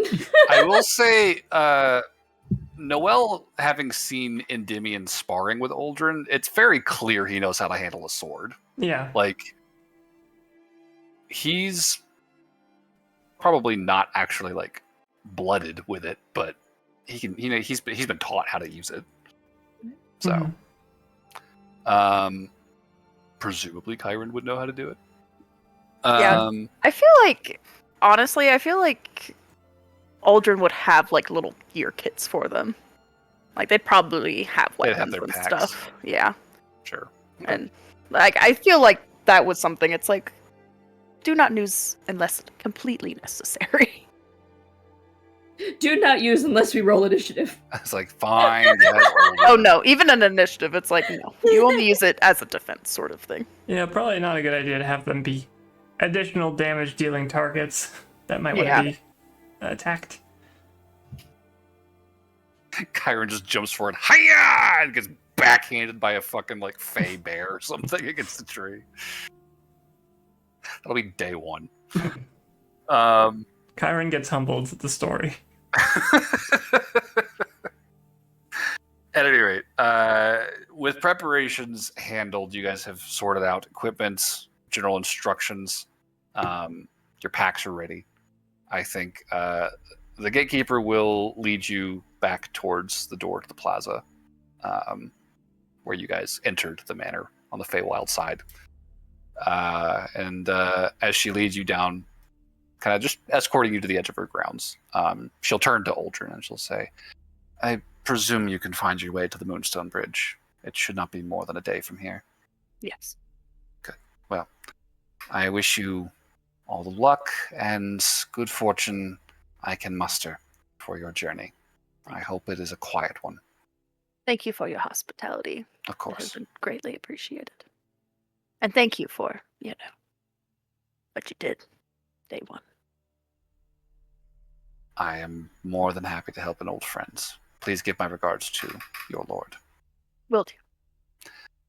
And she will turn to Noelle and the emeralds. And she will say, well, with this, I think our favor is due to be fulfilled. Noelle, So it would seem. best of luck. Stay safe. Thank you. I hope to hear from you again soon. You will. Good. Farewell.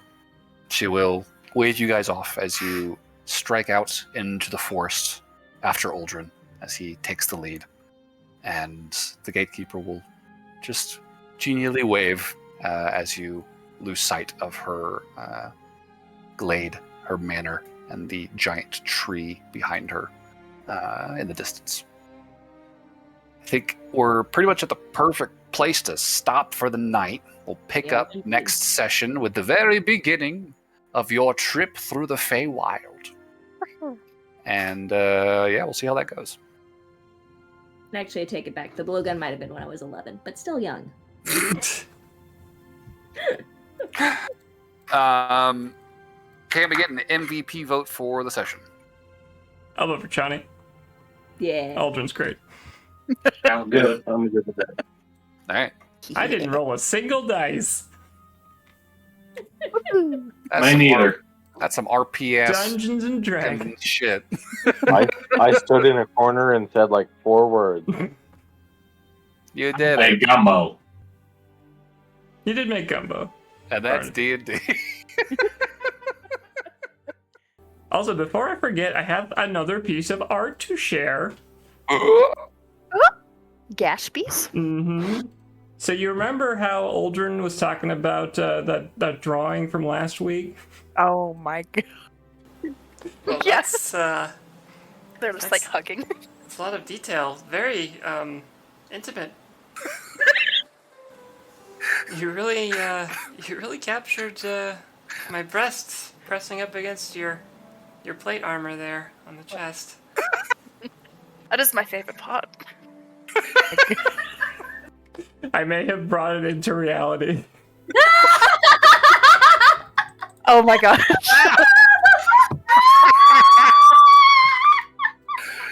That looks so fucking good. Oh, that's perfect. I made sure to capture all the details. The boobs are incredible. Well done, Pete. Thank you. That's gold. Oh my god. Holy I shit! spent way too much time on it. Yeah, you even That's went really him on good the quality. lighting. Well done. Yeah, no, it looks fucking amazing. That's This so is good. the best thing I've ever seen. I think my favorite detail is the little sparkle on his teeth. Teeth, yeah, I Because love that. that's exactly how he'd portray himself.